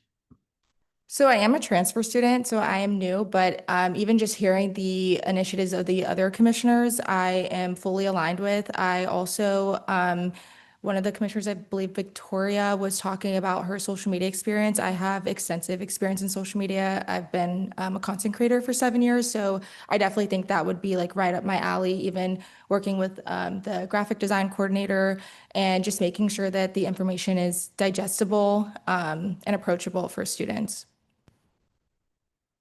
All right, Chair Barella. Being a transfer student, how do you plan to engage the transfer community at UCF with the elections? Because usually they tend to be not engaged. I think the biggest thing, again, is just making sure that the outreach feels approachable and digestible. There's a lot of information when you're a transfer student that you're having to digest all the time. So just like Brianna was saying, even just starting earlier in fall with that outreach can definitely, I think, be a significant boost to the election commission and the process. Any other questions for this candidate? Chair Gaudia? This candidate was also unanimously approved by E&A, so I move to confirm their appointment through general consent. There's been a motion to approve this candidate by general consent, and it's been seconded. Is there general consent to this motion? Okay, this candidate has been approved by general consent. Yeah.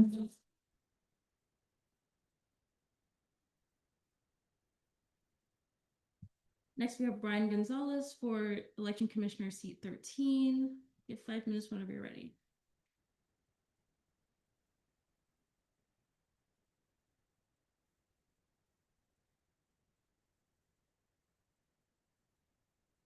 Hello, everybody. I'm going to adjust this real quick because I'm a little tall, but let me get started. I hope you're all having a great night.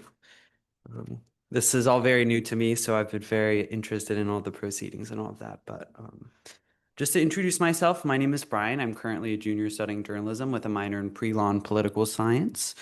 And unlike many of the students here at UCF, I didn't grow up in Florida, but I was raised in Northern Virginia. Just 20 minutes outside Washington, D.C., where I witnessed firsthand how federal decisions shape not just a nation, but the local communities around me.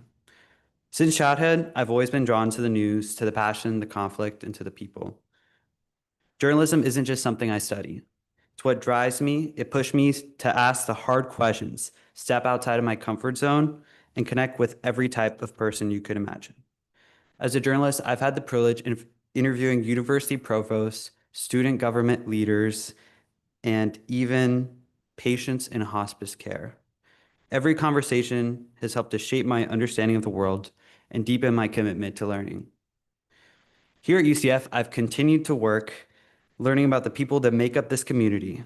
I've engaged in campus life in a variety of roles. As a reporter for the school newspaper, as a volunteer with the American Red Cross, a marketing intern for UCF Athletics, and even as a team member at the Waterford Lakes Target.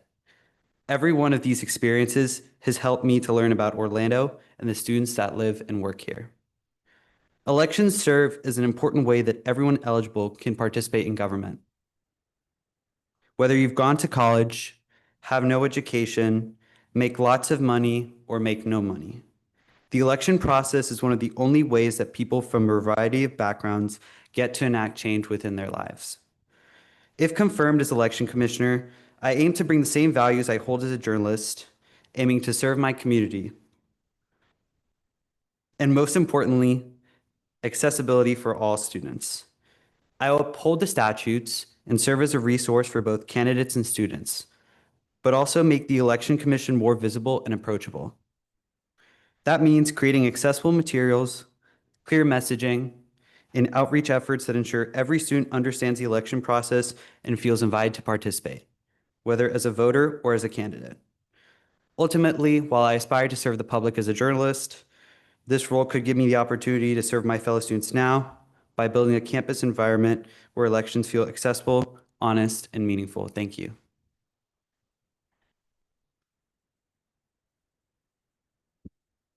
Do you yield your time? Oh, I'm sorry, I yield my time. We are now in a period of questioning. Are there any questions for this candidate? Gaudia. Could you tell me the qualifications to be assistant supervisor of elections? For assistant supervisor, I'm not exactly sure. I would have to refer back to the statutes. I know for to be the supervisor of elections, you would have had to serve prior year as an election commissioner, but I believe the Attorney General was talking about an opinion saying that, I don't remember what the opinion is, but I think the Senate has to, could override that prerequisite by a 2/3 vote, I believe. Senator Lippman? Could you please summarize the election process in its entirety for me? Yeah, so do you want me to begin with the declaration of candidacy period and, okay, yeah. Okay, get ready for this. So, in the bare bones, to make it very simple, candidates must go through a variety of things, right? So you have the declaration of candidacy period for the Senate and the President, and for the Senate, they have to fill out a candidate application packet, and that includes some basic information like their platform, and also attend an informational session with the Election Commission or meet one-on-one with an election commissioner. For the President, the requirements to run are also registering within that declaration of candidacy period, but also making sure that you're getting those 100 verified petition signatures. And yeah, let me check my notes real quick. But yeah, just complying with that. And then once you go through I believe the statutes definitely has more specific language, but I'm just trying to simplify it as simple as possible. But after that, then you have the process of active campaigning, which begins the 9 a.m. on the first academic day of the 5th week of the spring semester. And so that's when, the Election Commission would be making sure that the candidates are complying with the statutes and making sure that, the materials are approved, that they're not having any violations. And then after that active campaigning period, we would have the election, and then students, let me see, I don't remember the specific timeline for the election, but it would be, I believe it's before spring break or the 10th week of the spring semester is when that election process would actually occur.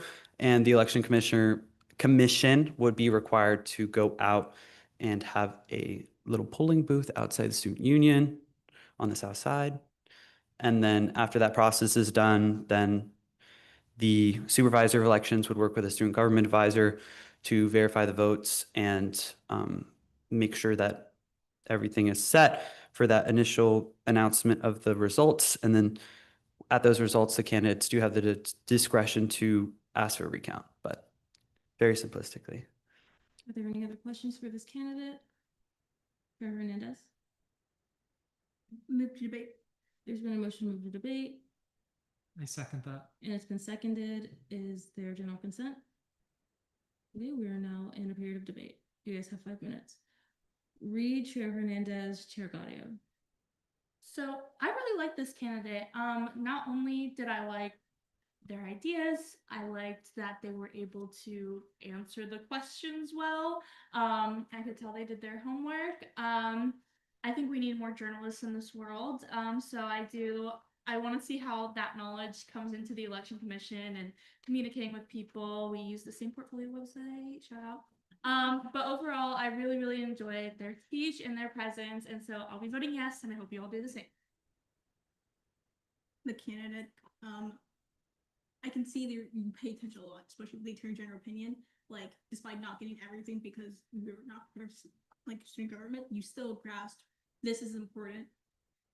It just shows like I can see like when you get asked a question, you're nervous. Like, I get it, you've never done this, but I see like the wheels turning.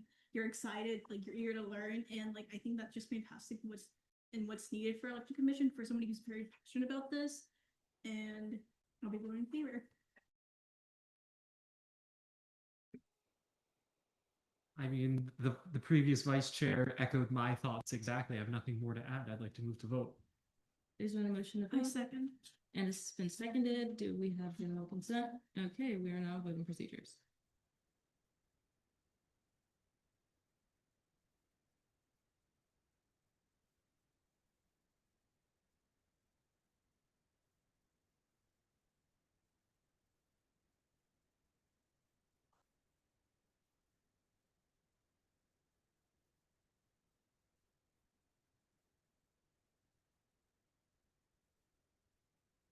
With a vote count of 37 to 1 to 0, Brian Gonzalez has been confirmed for election commissioner seat 13.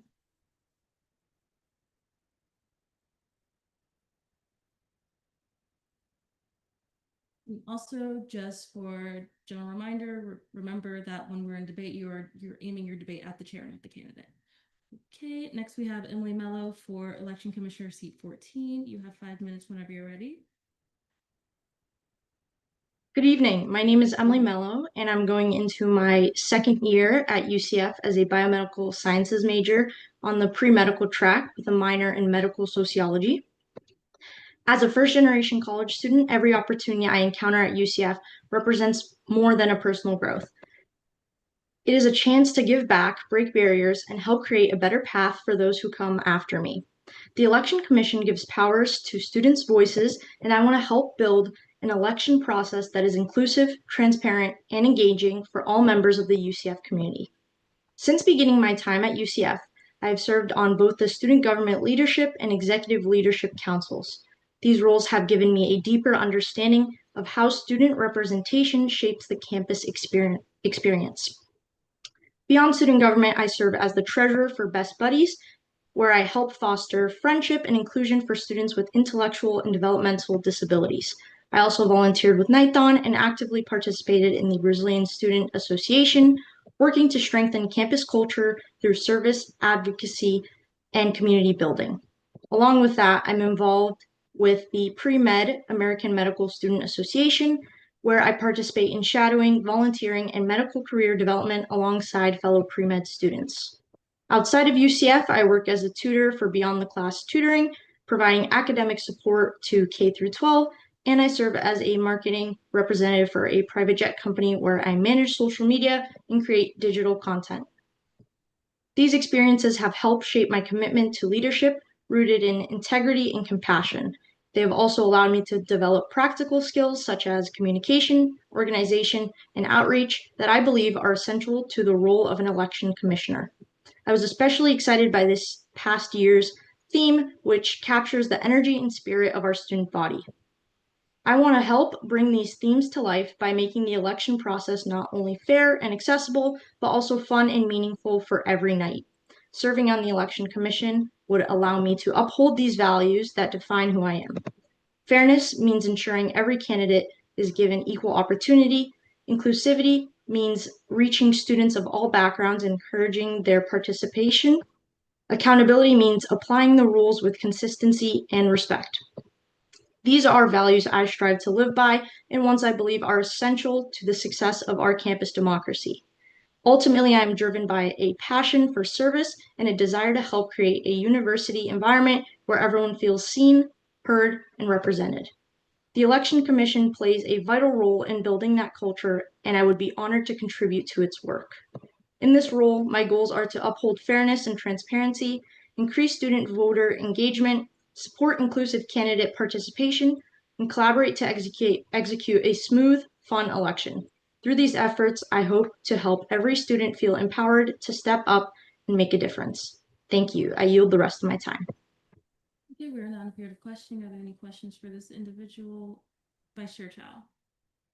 Hi, so sorry. Before I go ahead and ask my question, I'm so sorry that I did not say your name during the announcement. That is completely my fault. And then for my question, I was really interested in specifically the initiative advocating for multilingual outreach, specifically for Portuguese and Spanish. Well, how do you envision that? Like, is it specifically through social media posts? Is it going to be through tabling? I just want to see more about that. Yes, absolutely. So UCF is a very diverse campus, and we have a lot of international students and students who have other languages besides English that they speak.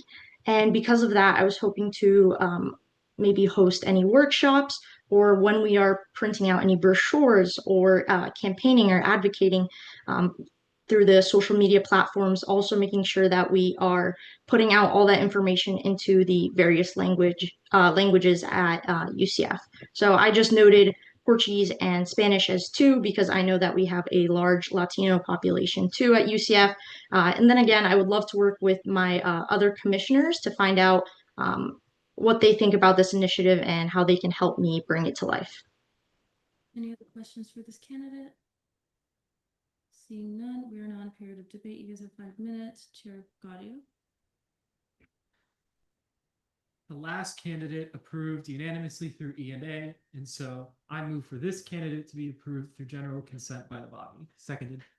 There's been a motion to approve this candidate by general consent, and it's been seconded. Is there unanimous consent, general consent to the motion? Okay, this candidate has been confirmed unanimously. Thank you.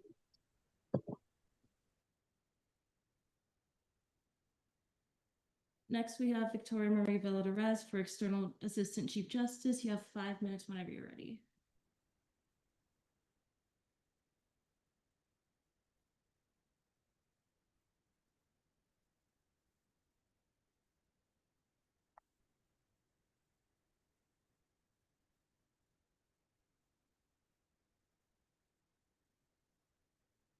Okay, hello. Okay. Good evening, Senate. First and foremost, I want to thank all of you for making the time to see me and my fellow appointees. I understand that this process is long and taxing, and I'm grateful to have this opportunity to present myself tonight. My name is Victoria Marie, and this past year I have had the honor of serving as Chair of the Judicial Experience Committee, Vice Chair of the Women's Caucus, member of the Budget Committee, member of the APIA Caucus, and last but certainly not least, as Associate Justice seat number 13. Throughout all of these roles, I've furthered the very culture of collaboration and connection that first drew me to student government. My freshman year, I participated in SGLC and JLC, programs which prepared me for opportunities at the time I didn't think were possible. But to be fair, I did a lot of things without thinking my freshman year. I stood in lines without knowing how long I'd wait. I'd bring an umbrella to every SGLC meeting without knowing if it would rain, and I'd take classes without knowing how they furthered my career. Each of these actions were quiet acts of curiosity. I stood in a line without knowing how long I'd wait and was introduced to SGLC, finding a community based in service and advocacy. I brought an umbrella to an SGLC meeting without knowing if it would rain and ended up making my first friend by walking them to their bus stop. I took classes without knowing how they'd fit into my career and discovered a future career that balances both public service and collaboration. Each of these moments required a willingness to not know and to show up anyway. And with curiosity came integrity, staying open even when I wasn't sure, and collaboration, because none of those experiences happened alone. I didn't know what would happen, so that meant anything could happen. I liked learning from the experience, and that's something that still drives me today. That curiosity and willingness to learn the hard way has guided a lot of what I do, and it ties directly to the values I hold close. Values that I believe are central not just to me, but to the way we as student government can grow and succeed together. Through Internal Assistant Chief Justice appointee Hoffner's initiative tracker, the semesterly check-ins with leadership will ensure goals are consistently updated and referenced for aligned action. My initiative seeks to complement this process and is focused towards personal and professional development of the branch outside of their role as associate justices. Additionally, Hoffner's initiative of budget tracking compiles specifics of event and committee funding to ensure intentional allocation of branch funds. My initiative of event reports and historical records aims to optimize outreach strategies for maximum impact and aid in the creation of future events. Because at the end of the day, it's not just what we do, but how we do it. If we lead with curiosity, act with integrity, and stay open to collaboration, our impact to our greater student body will be defined by that very culture. So whether this is your first day meeting me or your 100th, I'm looking forward to getting to know you, learning from you, and building something greater than all of us together. Thank you for welcoming me, and let's make this next year one we're proud of. With that, I yield my remaining time for questioning. Okay, we are now in a period of questioning. Are there any questions for this candidate, Chair Gaudio, and then Disar Kapanos? Hello. What will you do to promote the meetings of the Judicial Council and ensure that they're not only publicly available to the student body, but actively advertised and promoted? Yes, thank you for that question, Chair Gaudio. So along with the recent events of our awareness of the updating of judicial minutes to the website, I've already begun conversations along with the appointee for the Internal Assistant Chief Justice position to ensure that we are weekly updating those minutes and making sure that it's not dependent on just one person and working as a collaborative unit to ensure that we're best serving that student body and showing up with integrity and clarity. Okay, D. Sarkapnos. Seeing that you were very involved last year on campus and being very successful in all of those paths, I was wondering, are there any other commitments that you're going to be facing this year and challenges that you're going to be tackling that might stand in the way of you completing your duties? Thank you for that question. Candidly, I did recently join a new RSO this past summer semester. It's a dance troupe for FSA, which is the Filipino Student Association. And that's something that I'm really excited to start up as I've been planning on joining this RSO since my freshman year. And although I do have a lot in my schedule, I make time for these involvement because I care for their causes and for those communities that I'm serving. And as you referenced, I did have a pretty busy schedule even the past year and the past 2 years, and I continue to balance that because I show up for the constituents that I care for. Any other questions for this candidate, Chair Gaudio? So with my previous question, you did a great job answering about, after the meeting, ensuring that everything's up. But my question, I was more so curious about the before and making sure that the meetings are advertised and people know that they're going on so that they can show up if they so want, know that these meetings are happening and that they can attend. Yes, thank you for that question, Chair Gaudio, and thank you for clarifying. A previous confirmee of the judicial branch, Associate Justice David, did have an initiative to go to individual professors and promote a sort of classroom marketing to make sure that we're getting involved in the departments of students that are interested in future careers in not just poli-sci and legal studies, but also those that hope to join student government. And I think that aligns with the broader goal of our recent Judicial Advertising and Marketing Committee that hopes to increase the outreach of the judicial branch, whether it's through whether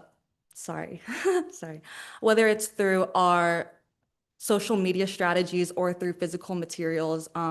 It's important that we're leveraging both hybrid avenues to reach out to as many students as possible.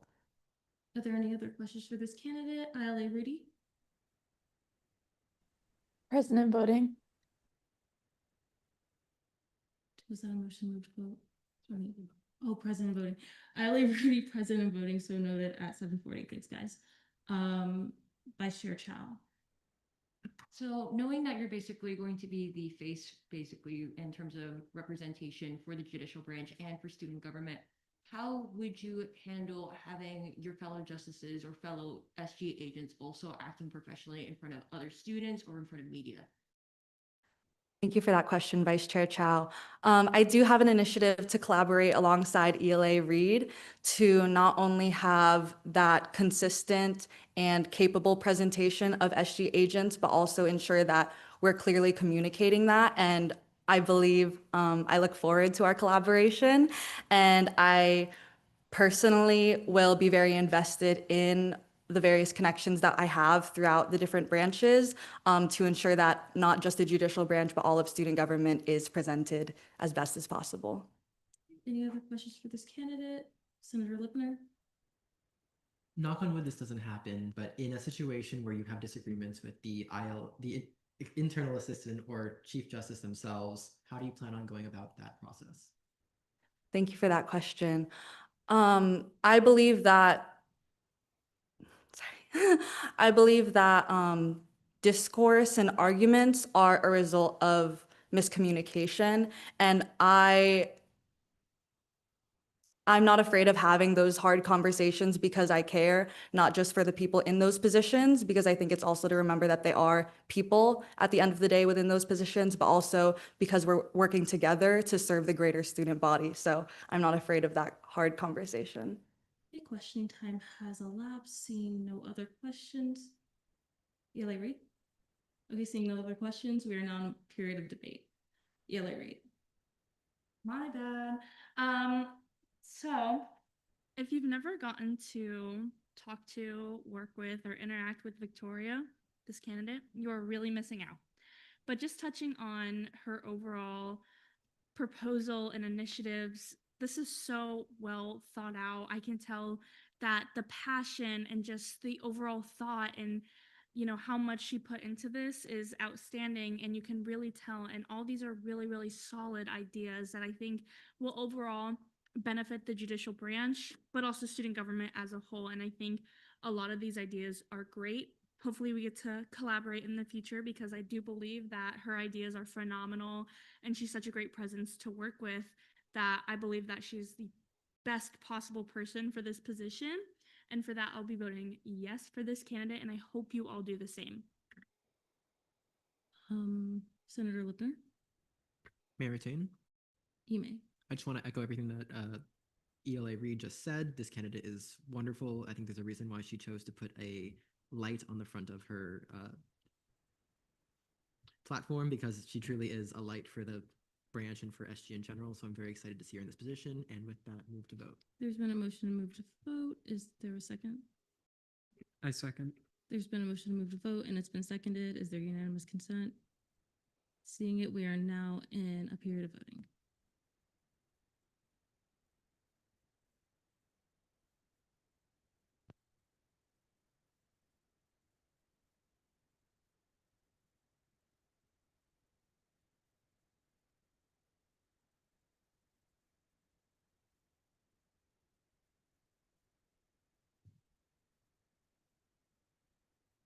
With a vote count of 41 to 0, Victoria Marie Villarez has been confirmed as External Assistant Chief Justice.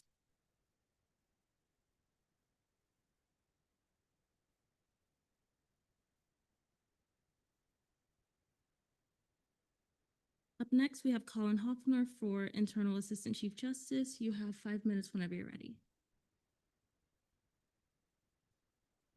Okay, is this on? All right. Hi, Senate. My name is Colin Hoffner. I'm an incoming sophomore from Columbus, Ohio. First and foremost, I want to thank you for having me and allowing me to speak to you today. A few weeks ago, I stood before you all to be confirmed as Associate Justice seat number 6, and today I come before you all as the appointee for the Internal Assistant Chief Justice position. For those that don't know me, I'm an aerospace engineering student with a minor in political science, and in the future, I hope to attend law school and eventually work in policymaking or intellectual property law. During my first year at UCF, I had the opportunity to participate in the Student Government Leadership Council and eventually the Judicial Leadership Council.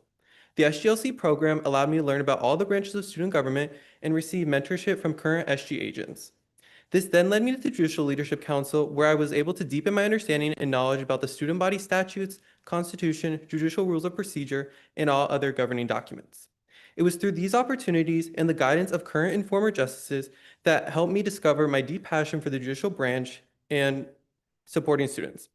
I then had the chance to shadow the previous Internal Assistant Chief Justice and now Chief Justice. This experience gave me firsthand knowledge of the responsibilities of how to effectively support the Chief Justice, as well as coordinate the SGLC and JLC programs. The mentorship I received from Chief Justice Pizarro was instrumental in shaping my understanding of the position and solidifying my interest in pursuing it. Through the JLC program and mentorship opportunities afforded to me, I was able to see the inner workings of this position, the judicial branch, and the SGLC and JLC programs. These, as well as my past experience, really helped me shape my initiatives and not only look to better the internal workings of the judicial branch, but the SGLC and JLC programs as well. One of my main initiatives within the branch is to have committee/initiative trackers for each of the internal committees. This initiative is to ensure each of the internal committee has an outline for what they want to do over the semester, as well as to ensure each individual justice's initiatives are being successfully executed. This would also serve as a valuable tool for me when meeting with committee chairs, so I can see the progress of the committee and identify ways in which judicial leadership and I can better support the committee in their initiatives and goals. Another one of my main internal initiatives is doing regularly scheduled internal branch audits. This is to ensure everything is organized and up to date within our teams, as well as our Night Connect and section of the website. Ultimately, this is meant to keep the branch organized and ensure the students we serve are getting the most accurate and up-to-date information as possible. Finally, one of my more ambitious initiatives for the JLC program is to introduce mock hearings. As is described in my platform, this would entail myself and the External Assistant Chief Justice either taking a previous case reviewed by the council, such as a parking appeal, judicial review, and/or election violation appeal, and removing all personally identifiable information to remain in compliance with FERPA, or alternatively create a new case entirely. I think this would be such a fantastic opportunity for each of the JLC members to get more engaged with the program while also giving them the opportunity to participate in an experience that closely reflects that of the council. This initiative not only looks to enhance engagement, but also cater to those who learn best through a more active and hands-on experience. If I were lucky enough to be given this opportunity, I hope to one day carry the experience I learned from the Internal Assistant Chief Justice position into my future endeavors. Once again, I would like to thank you for allowing me to speak to you today, and I yield the remaining of my time for questioning. Okay, we are now in a period of questioning. Are there any questions for the candidate, Chair Gaudier? Two, if I may. You may. So according to the Judicial Rules of Procedure and Title V, the Internal Assistant Chief Justice is responsible for keeping and maintaining the minutes and records of the judicial branch. How will you ensure that these minutes, both for General Counsel and the judicial committees, are expediently posted to the website and that other records are publicly available? Yes, so as like with the recent events, definitely working to ensure the minutes are up to date every single week and going in at the end of the week after all the meetings have happened and being able to check over the minutes and then send them to Brody, or if I have access to send them over to the website, people to get them posted to the website as soon as possible. Although I know they do take a little bit more time than usual, so it might take a little bit longer to get them posted, but definitely trying to get them posted weekly and trying to send them over weekly, as well as just making sure the decisions that are made by the council are also sent over promptly when they're released. Go on, your second. When these minutes and records are published, how will you go about organizing them? Yes, so definitely organizing all the committees into the different minutes for each committee just to ensure, because I know we have quite a few committees now, that just to ensure that everybody can find them pretty easily, and then keeping the general council meeting minutes like separate, and then obviously having our decisions. I believe there's already a section on the website for our decisions, so just organizing that better and keeping the decisions there. Are there any other questions for this candidate? Seeing none, we are now in a period of debate. Anybody wishing to speak in debate? Deeser Kapinos and then Senator Lippner. I had the pleasure to work alongside Colin in the SGLC last year, and I just want to say that I think that he's a very qualified individual for this position. Just last year, I know that he had a lot of great ideas and a lot of initiatives, and always ask him about the JLC program, and he would always just seem so interested in it. And I honestly think that there's no one better to chair this and to be this person. And I'm also pleased with his responses and pleased with how he carries himself. So I'll be voting in favor for this candidate. I'd just like to echo everything that Deeser Kapanos just said. This candidate seems absolutely wonderful and will do great in this position. While his lack of experience on the Judicial Council is a little concerning, I think it's a matter of understanding that JLC is a wonderful program and does prepare these students very well to do great in these positions. And all in all, I'll be voting in favor. Thank you. All right, anybody else wishing to speak in debate? Seeing no other hands, we are now in a period of voting.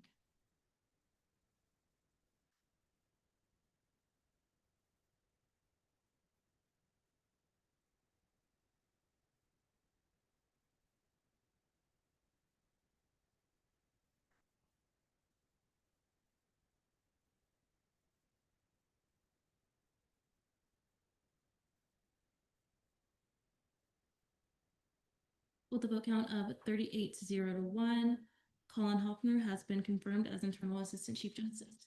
Thank you.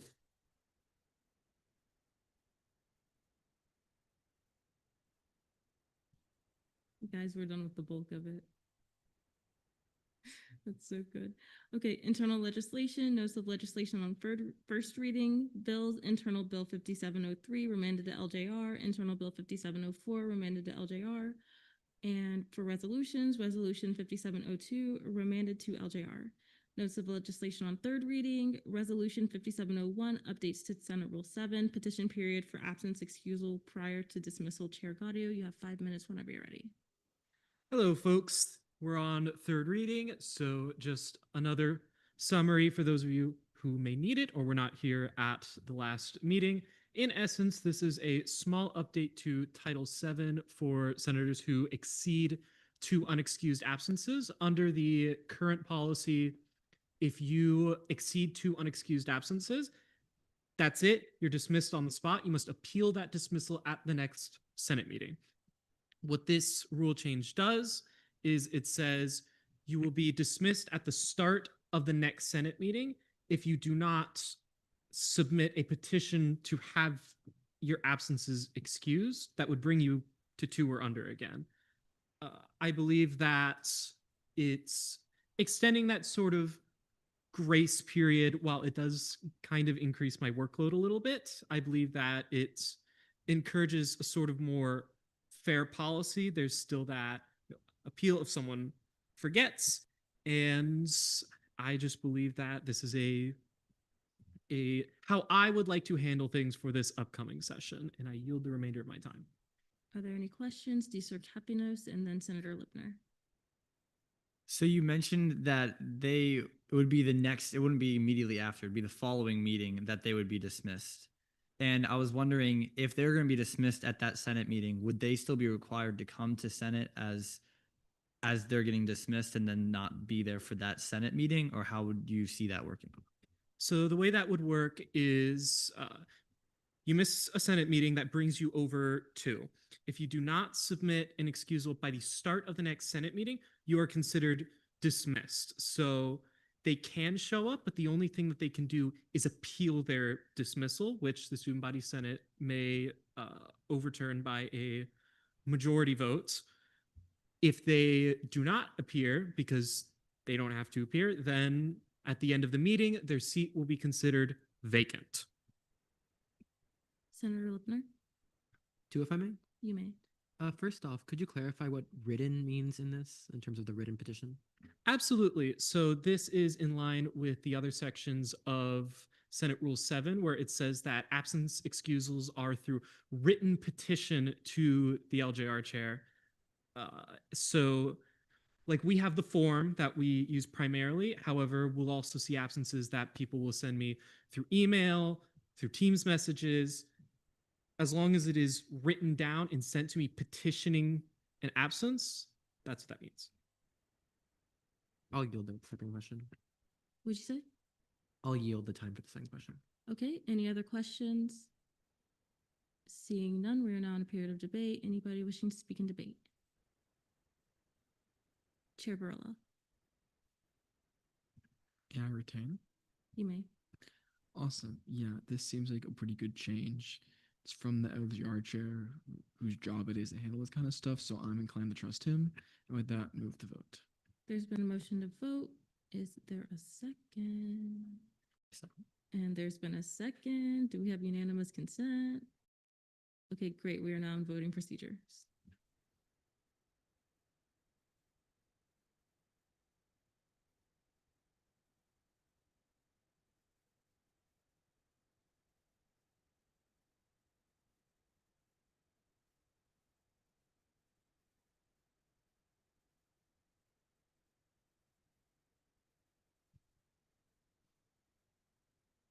Okay, with a vote count of 38-0 to 1, Resolution 5701 passes 3rd reading.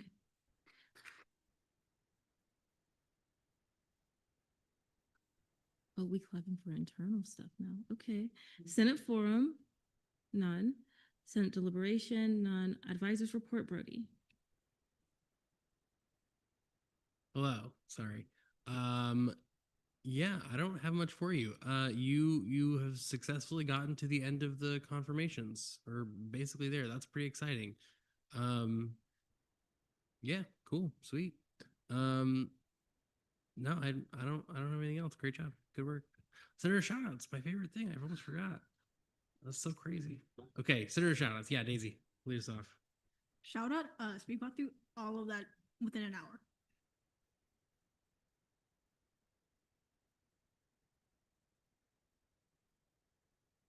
I'd like to shout out Blake Barnes for looking absolutely spectacular. Thank you very much. All right, that's a good shout out, but next time raise your hand. Zach. My wonderful vice chair for being great as always. Barnes for starting on some legislation. Good on you. LJR as a whole, you guys are great. And Chair Tudorescu for putting up with my silly little challenge.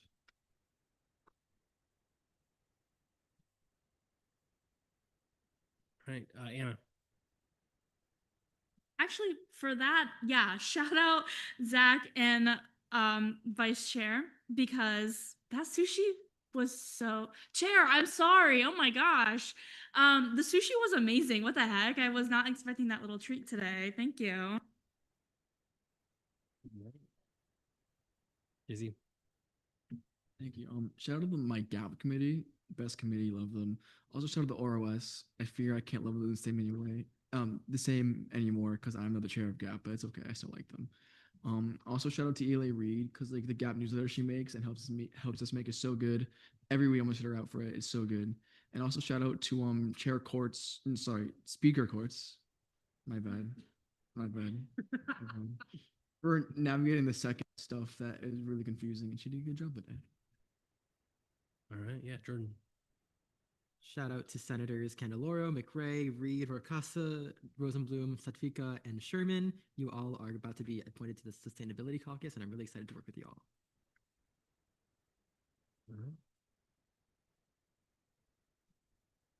Me. Shout out to Chair Theodorescu. If no one got me, she got me most definitely. I really, really appreciate all of her understanding for my situations and just how casual it can be at SBA. Really appreciate it, and once again, thank you. All right. Yeah, Mila. All right. Well, shout out SBA. Everyone's great. Shout out to Vice Chair Chow. I thought there was like a ghost in the minutes or something because like out of nowhere the minutes started just typing in all the way from Vietnam. She's doing it for me, so really appreciate that. Shout out to Chair Gaudio for making some bomb sushi, and shout out to everyone because everyone's awesome. Yeah, Daisy. Pretty shout out to Speaker Courts who has to say appoint everyone to their caucuses.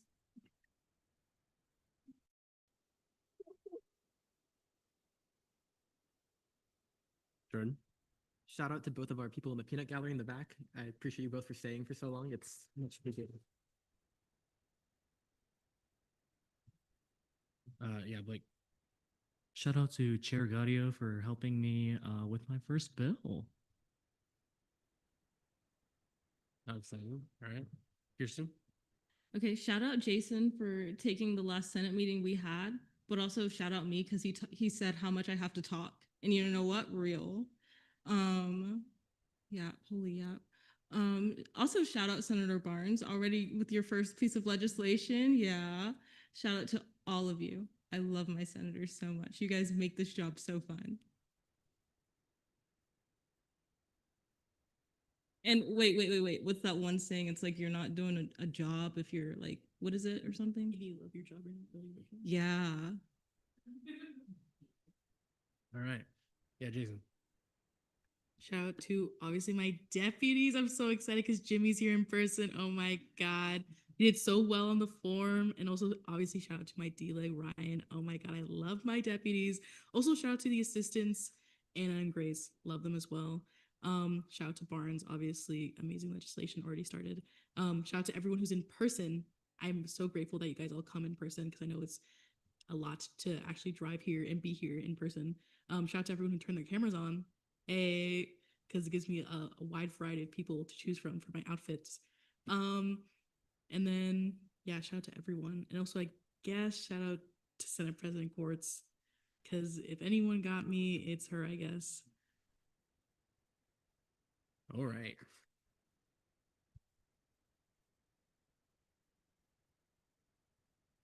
All right. Seeing no more. Any questions? All right, Madavi, none? Okay, perfect. Miscellaneous business. We are going to do media training after we adjourn this meeting. The media training handout is there. It's also up here for you to grab after the meeting if you want a physical copy. I hereby resign Jocelyn Candeloro from ENA and Jonas Scott and Nathan Rickett from GAP. I hereby appoint Jordan Lipner and Blake Barnes to GAP, Nathan Rickett to LJR, Halima Al-Quda and Ibrahim Nassim to Arab Caucus. I hereby appoint Ara Ali, Gabriel Casimiro, Kushi Chauhan, Shivi Jain, JC Lim, Ibrahim Nassim, Spurthi Nursimah Devra, Diana Nguyen, Sahasra Satvika and Angelia Varghese to APIA Caucus, Elbanesh, Kirsten Quartz, Melva D, Victoria Jones, Isabella McRae, Jordan Metellus, and Danae Smith to Black Caucus, Ni Chao, Kushi Chauhan, Terry Fawcett, Daisy Trejo Hernandez, Jordan Lipner, and Julia Zivin to Disability Caucus, Elbanesh, Melva D, Jordan Lipner, Veronica Perez, Nathan Rickett, Grace Rudy, Jonas Scott, Owen Sherman, and Juan Varela to ICTC Caucus, Bobby Escobar, Daisy Trejo Hernandez, Veronica Perez, Rose Rodriguez, Danae Smith, and Juan Varela to Latin Hispanic Caucus, Elbanesh, Jason Hamid, Victoria Jones, Jordan Lipner, and Ella Weiderberg to LGBTQ Caucus, Ryan Kaufman, Jordan Lipner, Abby Matthews, Luke Paul, Nathan Rickett, Peter Rohrkasse, Sahasra Satvika, and Jonas Scott to Military and Veterans Caucus, Jocelyn Candeloro, Jordan Lipner, Isabella McRae, Anna Reed, Peter Rohrkasse, Alex Rosenblum, Sahasra Satvika, and Owen Sherman to Sustainability Caucus. Ara Ali, Jocelyn Candeloro, Shivi Jane, Victoria Jones, Angelique Leone, JC Lim, Jordan Lipner, Abby Matthews, Isabella McRae, Diana Nguyen, Spurthy Nursa Madavra, Veronica Perez, Anna Reed, Cameron Renda, Rose Rodriguez, Grace Rudy, Sahasra Satvika, Mariah Simmons, Olivia Smith, Mila Tudorescu, Angelia Varghese, Ella Weiderberg, and Julia Zivin to Women's Caucus.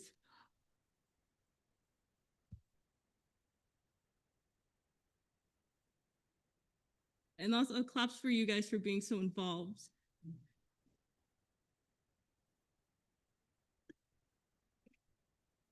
Hamid's Dink Drink. wait, I butchered it. Hamid's Dink Drip Ranking. So I know this was D. Like Kaufman because he told me when we were meeting, oh, I have a great idea. And you know what? This lived up. This lived up to expectations. I'm going to rate this name like a 9.7. That's really good. I like it a lot. No, but it's not because it's him. It just, I think that it's like a good combination. And also they both have the same amount of letters in the words. Why do we have raised hands? That's not how this works. We don't do nominations during this. This is my pick. Why are you raising your hands? Oh. Senator Metellus. No, it's like dank memes. Hey. It's the D name, so it's already there. I'm not accepting another one. I'm not reading another one. So let's take it and go. See, it's so fun at the end of the meetings. Okay. Honorable mentions. Oh God. No. Can't. Now I'm not gonna pick you for anything. Oh, okay. Oh God, this is so hard. Okay, honorable mentions, Chair Lush and D. Like Kaufman for having your cameras on. I appreciate that. Yeah, okay, give us a twirl on the cameras if you want to. Yeah, okay. Okay. All the way from Germany. Okay. Okay, third place. Oh God. Looking around. Okay. I'm gonna say third place, Senator Barnes. I like the suit. I like the pink. I know. Okay. I'm gonna choose second place, Eli Reed. I think the fit. Okay, wait. Oh wait, Barnes, I forgot to say, give us a twirl if you want. Okay. Okay, first place, guys. Oh, this is hard. Okay, I'm gonna choose Senator Metellus. I don't question my picks. I just like your shirt. Please keep in mind that I dress like this every day. So like that will give you some insight into why I choose the things I choose. I'm very corporate right now. So anyway, thank you guys for slaying every single day. I appreciate it. And I'll expect something patriotic next week.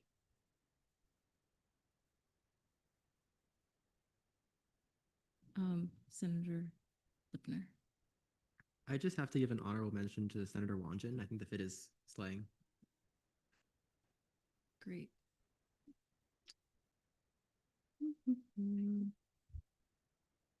Senator Prohl. I've never heard you speak. Motion to adjourn meeting pending final. Motion during meeting pending final roll call. I second. There's been there's been a motion to adjourn meeting pending final roll call, and it's been seconded. Do we have unanimous? Okay. Chair Gaudio. Guys, it's 8:08. Let's take it in. Not for too long. Luke Paul. Present. Anna Reed. Present. Olivia Smith. Present. Julia Varghese. Present. Rio Casimiro. Present. Christopher Corelli. Present. James Kapanos. Present. JC Lim. Present. Swissat Vika. Present. Ni Chao. Present. Blake Barnes. Present. Owen Sherman. Danae Smith. Present. Arwa Ali. Present. Melva D. Present. Jason Hamid. Present. Ryan Kaufman. Present. Nicholas Lucht. Present.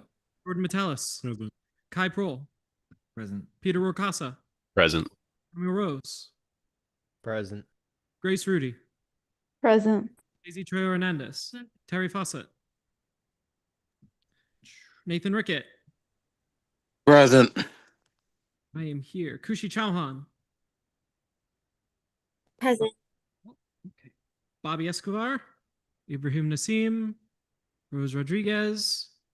Katrina Wanjan. Present. Ella Weiderberg. Present. Orson Green. Diana Wynn. Anthony Bonaventure. Veronica Perez. Halima Alcuda. Present. El Banesh. Jocelyn Candeloro. Present. Kirsten Courts. Present. Victoria Jones. Present. Angelique Leon. Present. Abby Matthews. Present. Al McRae. Present. Ruthie Nurshima Cameron Renda. Present. Alex Rosenblum. Mariah Simmons. Present. Mila Tudorescu. Present. Juan Varela. Present. Julia Zivin. Present. Jordan Lipner. Present.